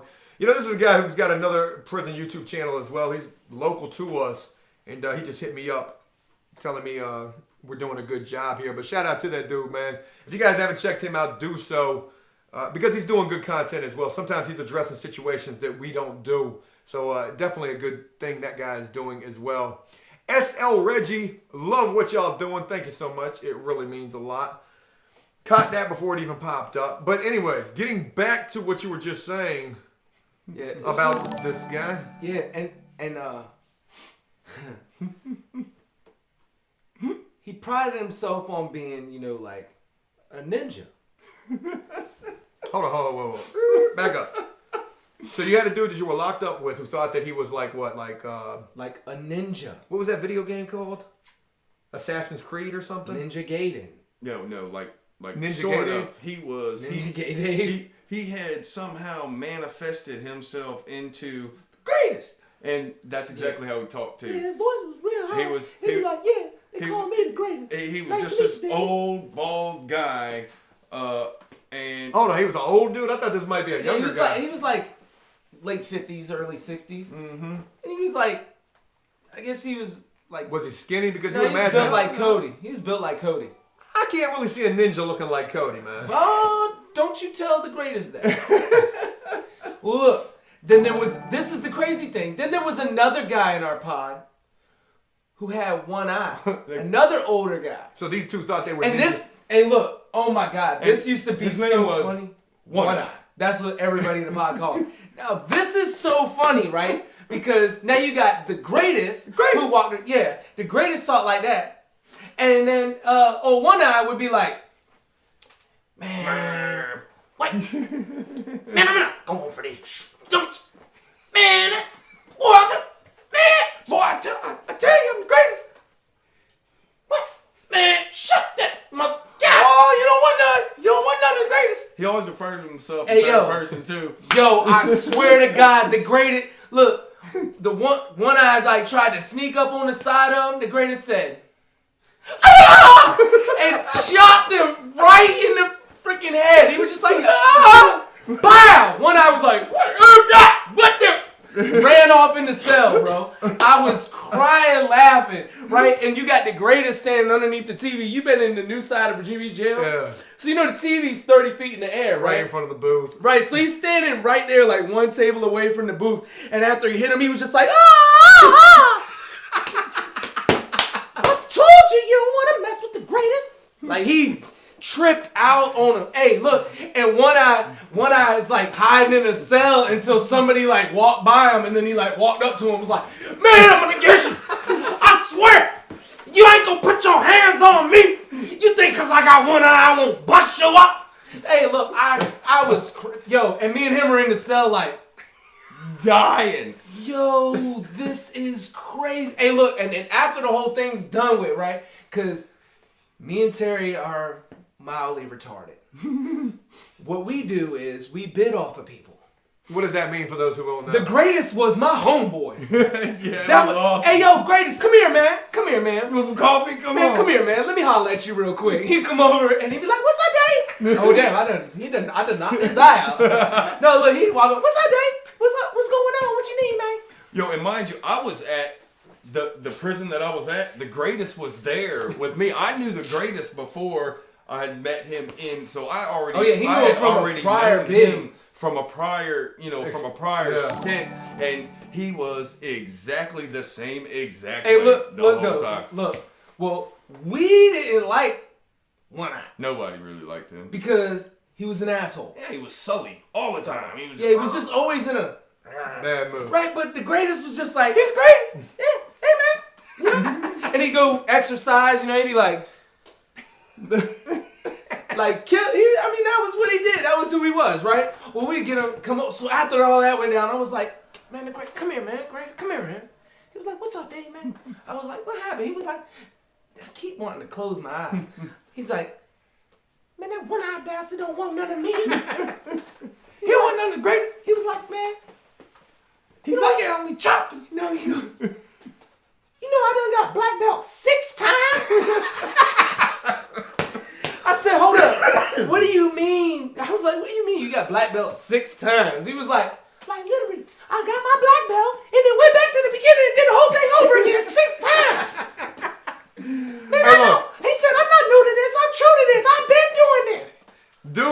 of y'all know this guy's real name? Man, No. I wish, Because we have got to look this guy. We have got to look up the ninja. Look, I swear to you, on everything I love, if we find this dude and he walks up here and you hear his voice, you will go, what the? Like, you would just lose it as soon as he starts talking, just because after we done told you, and I already know you're like, it can't be that. No, I believe it. 100%, I'm killing him right now. Like, You're on? Yeah, on it. Like, he is on it. And look, man, he was a good guy. oh, you know what know. I mean? Oh, wait, He hold was- up. I'm gonna have to step in front of that one for 1 second, right? After Terry leaves the pod, right, they put this young kid in my cell. Stinky dude, man. He got dreads down to here. Like, they don't even move. They're so dirty, they don't even fray in the wind. They're just like plastic, like Play-Doh dreads just hanging there like, like it was nasty. He stunk so bad. Right, and I was like, you know what? Instead of treating this dude bad, because nobody messed with him. I was like, man, look, man, here's some soap. Go get in the shower, man. Let's cut that stuff off your head. I'm not playing. No, I'm dead serious. I was like, look, man, it's not hygienic. I'm being dead serious when it was my celly, right? So that happens. And he's giving me trays that he don't eat, right? I'll never forget. I'm like, yo, are you eating this tray tonight? Whatever it was. He was like, nah, I gave it to the greatest. I was like, well, what'd you do that for? I'm your celly. You give it to me. Yeah. You know, that's the law of the land. You know what I mean? If you ain't gonna eat something, you better be giving it to your homeboy that you either know from the street or your celly gets it. Unless y'all ain't cool. But that's just how it goes. You know what I'm saying? And he been giving it to me. So I'm like, would you trade it with him? He was like, nah. I was like, what's going on? So I find out the greatest is extorting him. like lying to him, telling him like, man, these dudes want to whoop you. And these guys want to beat you up, man. They really want to beat you up, man. And he didn't cuss. No, he didn't cuss. He be like, man, these guys really want to rough you up, man. They want to do something to you. And I'm not going to let them. But you're going to have to give me something, you know. And I know you don't eat all the trays, so you can just give me the trays. And then if you give me the trays, then I'll make sure that these guys don't rough you up. Right? And he's got the kids scared to death, but he didn't want to tell me. So I get a little antsy one day, and my cellies goes to give the greatest the tray. I was like, nah, man. I just put it in front of me. I was like, man, come on, man. Like, I feed you. You live in the cell with me. You eat my commissary. Like, that's not happening. Let me get that. The greatest was like, what are you doing, Dave? Right? Just like that. I was like, man, come holler at me in the cell. Right? So he follows me in the cell. And I take my glasses off and I throw them on the bed. And I step back into the cell a little bit and I ball my fists up. And he was like, what are you doing? I don't want no problem. I don't want no problem. And at that moment, that's when I realized that it was all a sham. Cause I mean, when he chopped one eye in his stuff. You thought it was legit. Oh, it was so quick. He was so fast and he leaped like 6 feet. How did he do it? It was like this. He was just standing there watching TV like this, and it was just like, ah! And just chopped the dude right in his face, like, boom, like messed him up. I couldn't believe it. It was funny. It was real funny. And look, the crazy thing is this. You remember my whole situation in the jail that just happened, right? Yeah. When I first got there. Yeah. The guy that put me there. Yeah. He knows him too. Mm-hmm. He was the greatest celly. Yeah, he was the celly. Right? And my dude couldn't stand him. He said, in the celly is 100% the weirdest person you ever meet. He's like, he stares at me when I pee, stares at me when I brush my teeth. When I come back from the shower, you know, it's like a given thing. If we're not locked down, I come out the shower, you can be like, man, I'm gonna give you a minute. Mm-hmm. You know what I'm saying? That's just, you know. He's like, what you doing, Dad? He'd be like, Drew, hey Drew, you gonna use some lotion? You know what I'm saying? So look, man, what my homeboy did to this dude was so messed up on so many levels, but it was so funny because my dude he's a messed up dude. That's what he does. What'd he do? Man, they gave the greatest this face cream. My man, every day when this guy would go into the shower, he would teabag the top of the face cream. All over it, right? And the thing would be funny, right? Because he would come to me and he'd be like, yo, look at that. And you could look at it and you could see like the ball prints in the top of the cream. And then he would call me up there when the greatest would get out the shower and I'd be standing at the cell and then you just watch me be like, and I'm like, oh my God, dude, that's one hell of a facial. Balls. That's all neat. Oh my God. Look, man, like, peed in his shampoo. Hey, you figured dude would have like the softest sack ever from putting the face cream on it all the time. You know, if he would have found out that he was doing this to him. Oh man. Oh my Jesus God, Christ. dude. Hey, look, we're getting close to the end of this thing. We got about 15 minutes left until 3 o'clock, until it goes down. But I do want to say thank you guys so much for rocking with us on this thing. For everybody who has rocked with us for these 2 hours, it's been real. There has definitely been some crazy stories told throughout this thing. If you joined us late, we will make this thing live real soon, so you guys will be able to catch up on anything that you might have missed.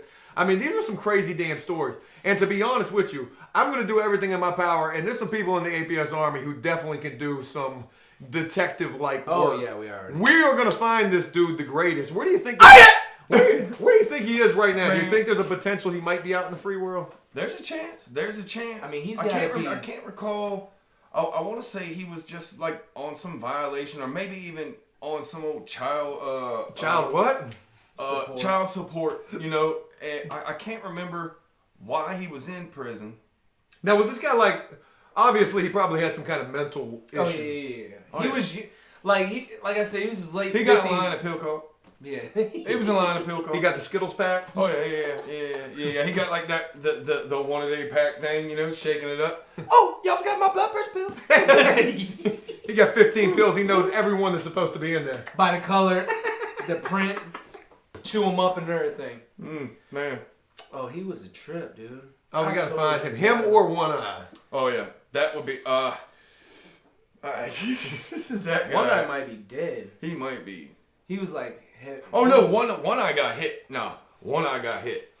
What happened? He got like 21 years. Yeah. And look, and thought that he was going home. Yo, he come came back from court and started packing it up. Gave stuff away, dude. Have you ever seen that happen to somebody? Not when they go get time. Dude, no, he went to court, came back. Yo, they hit him so hard over the head, he thought he was in there for a jaywalking charge. I don't know what happened. He came back from court and was like, we were like, what's up, man? He was like, man, I'm going home. How was he saying it? I'm going home, man. Man, I'm out of here, man. I'm out of here. Man, I was like, well, what you gonna do with that toilet? Yeah, man, let me, man, y'all can have this stuff. I ain't worried about this.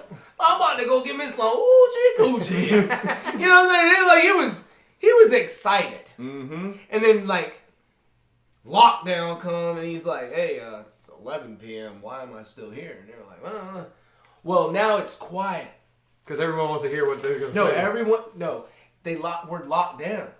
Well, you know, if you're up and the police come in the cell, you know, you go look out to see what they're doing. Oh, it's count or whatever, right? Man, you can hear them. I'll never forget that. I think they gave him like 23 years. And he didn't know that they gave him that time? No. How do you not know that? Because they gave him 23 years. He was like, oh yeah, that was a mistake. They must have suspended all of that. I'm going home. I know they just said 23 years, but I'm just going to pretend like they told me I'm going home. He must have blacked out for a minute. No, he was probably like, look, I know they said 23. I just missed The suspension. They suspended all of it. I just didn't hear him say that. I'm going back to pack up all my stuff right now. They're going to release me. He was ready. He was ready. He had everything. Mat at the door, everything. Mat rolled up, was just ready to go, and they didn't come get him. And that happens often. I know I've been released one time on bond, and I didn't get out of that place. I'd gone to court, gotten bond at like 10 a.m., and I already knew. 6:30. Yeah, I already knew what time it was. I knew I wasn't getting out until at least 4.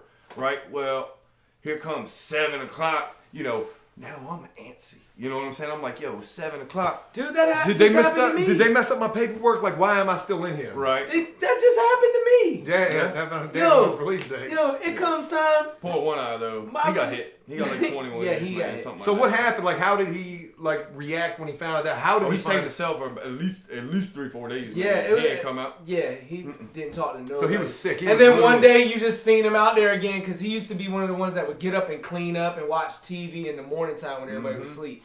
Then one morning he was just back out doing a normal routine again. Like, I can't even imagine what that would be like. You know, you think you're going home for whatever reason. I mean, you're obviously crazy, but you know, you're not crazy enough to realize after you thought you were getting released, and then you find out you really, in fact, have 23 years. Ow! After 3 days of being in a cell, being absolutely sick to death, thinking and knowing that your life is over because this guy was an old head, and there's probably, you know, that's probably a life sentence for that guy. You know, after 3 or 4 days, you're finally like, you know, you have to come to terms with the fact that this is going to be the rest of your life. So let's get back to doing what we've been doing. Mm-hmm. Cleaning up the day room. He don't want none of me, Drew. He probably was ready for a rematch at that point against the greatest. I want to say that he got chopped after he got the time. Oh, man, I can't remember what the time. Because that was towards the end of that situation. Man, you remember? I don't know if you were in there or not. Were you in there when the dude that looked like Sylvester Stallone came in? He looked like Rocky, but he used to read his Bible every morning. I can't recall. What about this guy?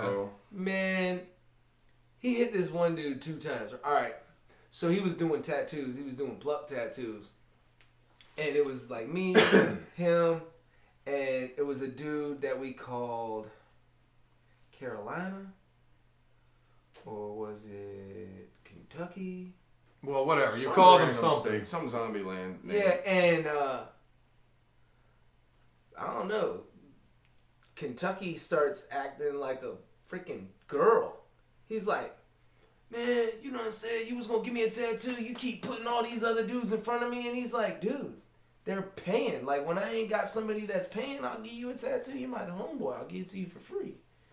He was like, Well, then it happened again. Another dude, you know, he's another paying customer. He's like, man, like acting like they're dating. And as he said something that sounded like really like suspect. Right. Dude just hit him and dropped him. You ever seen like dudes get hit so hard that they fall forward instead of backwards? Like, it's like, boom! The whole neck just twists. And they're like, man, I got your boom! Fall forward, right? But as he's falling into the dude. But I guess dude in fight mode, so he don't realize he already knocked him that out. He's knocked out. And he just, boom! And when he hit him with the uppercut, wow, busted his lip wide open. All this at the upper top was like split from the lip to the tip of the nose, like right here, and it was wide open. And when he woke up, he was like, what did you hit me for? Blood everywhere, and you could just see gum and teeth right here. I was like, damn, he lit you up, bro. And then the dude felt so, he was like, man, why you make me do that, man? Like, he felt so bad until you read his Bible every morning, right?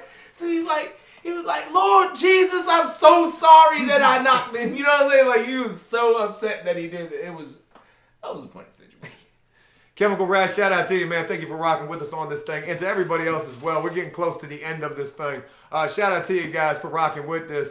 Simon McGuire just said you just got here. Boy, you missed a lot if you did. And again, we are going to make this thing public after it's over with and processed on YouTube, however that thing works. But we are getting close to the end of this thing. We got about 5 minutes. Why do you say that? Dave is drunk. No, he's not. If he is, he's drunk on Red Bull. I got to piss so bad. I can't wait for these 5 minutes to be up. Let me go ahead and recap everything that we've done here. We've definitely told some stories, answered some questions. There is just a lot that we've packed into these 2 hours. And I really do hope you guys have enjoyed this. We don't get a chance to live stream as much as we would like here on YouTube. But again, doing so today, do hope you guys have enjoyed this and got a lot of crazy and really powerful information and heard some really awesome stuff throughout this thing. What follows this, obviously, is the Yanni video. And I'm going to be completely honest with you guys. I mean, these are just the facts. You're going to hear a lot of really crazy stuff in this video. This was a video I did not want to have to make, but I felt like, you know, it needed to be addressed. So that's what we got coming up after this. Blue Rooster, shout out to you, man. Thank you for the support, man, and to everybody else as well. Thank you guys so much. Today is Friday, 4/20. I do hope you guys be safe out there if you're doing anything crazy for this day. Believe when I tell you, After Prison Show ain't doing a damn thing. Quite sure you guys are going to be going to sleep after this. Yeah, that's in my future. That is definitely in my future. Yeah. And I don't know what I'm doing, actually. I actually went to sleep last night while these two guys streamed for 12 hours all through the night on Twitch. And that was really crazy. Thanks, Jake. Yeah, Jake says Dave is hilarious. Shout out to you, man. I mean, you guys got some hella stories, man. And we're going to be bringing all of these stories to After Prison Show. And I look forward to that, man. The story that you just told yesterday, as a matter of fact, that we filmed, I don't think I can honestly put this into words how crazy this story is. And when you guys hear this story, Cody's sitting in the background laughing about this. When you hear this story, Dave's nickname, he lives up to this in this one. I'm just trying to tell you guys. Terry heard this story with me the first time. And I mean, we were on the edge of our seats. We were absolutely enthralled in this story. Oh. I was hanging on every single word. The way he tells this story is absolutely captivating. And that's the exact word I was thinking. You guys are going to be hearing this real soon. Brandon, shout out to you, man. You guys have been supporting this thing all through this. 4 minutes until this thing wraps up. I don't need one on my back. I got it right there. Oh yeah, we did that. Did we do that in a live stream? Yeah. Did we? Or we made a video. But he said, Holt said I need to get one on my back. I got it on my leg already. I don't need another APS tattoo. When you were locked up, they were actually thinking that was a gang tattoo, weren't they? No, people were like, apps? Apps? What, like, phone apps? It's like, yeah, because that's You should get emoji tattooed on the other side. Should have got like the Snapchat emblem on top of it. YouTube, Twitch. I'm laughing about this, but I actually have the YouTube button. Yeah, I got the YouTube on my leg. Chemical Rat, one more for the road. But buy these men some coffee for later. Enjoyed last night's stream. Enjoyed this. Love you guys. Hashtag APS World. Rat. Shout out to you, brother, man. Thank you for the support as well. And again, I can't emphasize enough. Shout out to everybody else. I'm gonna plug my Twitter one more time. It's APS_Dave. Yeah, follow Dave. We're gonna set Terry up with some social media as well, because this guy, I can't emphasize enough how much he brings to the table, the way he's able to articulate and just tell of the experiences he's been through as well. It's he's really good at it, so definitely means a lot. Brandon, y'all should do a tattoo job for Terry. Yeah, we're gonna be putting Terry to work for sure. Porky get a pine. Hope, hype for the new video. Peace. We're 2 minutes away. We love Porky. Yep. Riding the whole time last night too. Yep. Cody, what are you thinking back there, man? My stomach is in knots because, again, like this was just something Listen, I'm going to go ahead and tell you guys this right now. We're 2 minutes from this video. What you will learn in this video, you probably have no idea about. This is the full story. This is the absolute truth. And with the entire situation that took place between Yanni, I tried to take the absolute high road in this thing. But you will be hearing the full story. And by the end of this video, you're going to understand what the current situation is and why I decided to make this video. And after this video, that's it. We're moving forward. And that's all we can do. I want to say thank you guys so much for being a part of After Prison Show. Yeah, thank you. Thank you so much. Special thank you to Terry and Dave for what they bring to the table. Special thank you to Cody back here holding things down, making sure we're not getting too much craziness going on, or whatever. Brandon, shout out to you too, man. Go get that quarter sleeve. What he's thinking about getting like a quarter on his arm. Yeah, like just a big quarter. Like that would be kind of interesting though. You get a little quarter tattooed on your arm. They're like, what you got on your arm? It's my quarter sleeve. Or like it's my quarter sleeve. That's what you could get. Get like a quarter, 2 nickels, a dime, and a penny right there. Well, you know everybody gets money bags while they're locked up. I just get like a change machine. Yeah. Get a little. Just little get a little ATM. Remember the little rubber squeeze change purses that would open up when you squeeze them? Yeah. God, Terry, you're old as dirt, man, because those are super old. I remember those. I had one when I was a kid, too, so I'm right there with you. Hey, look, the video is up. We're getting out of here. Thank you guys so much, and, I can't tell you I hope you enjoyed this video, but you're going to see the full story. Until next time, you guys be easy. Enjoy your weekend, and I'll talk to you guys again real soon. Peace!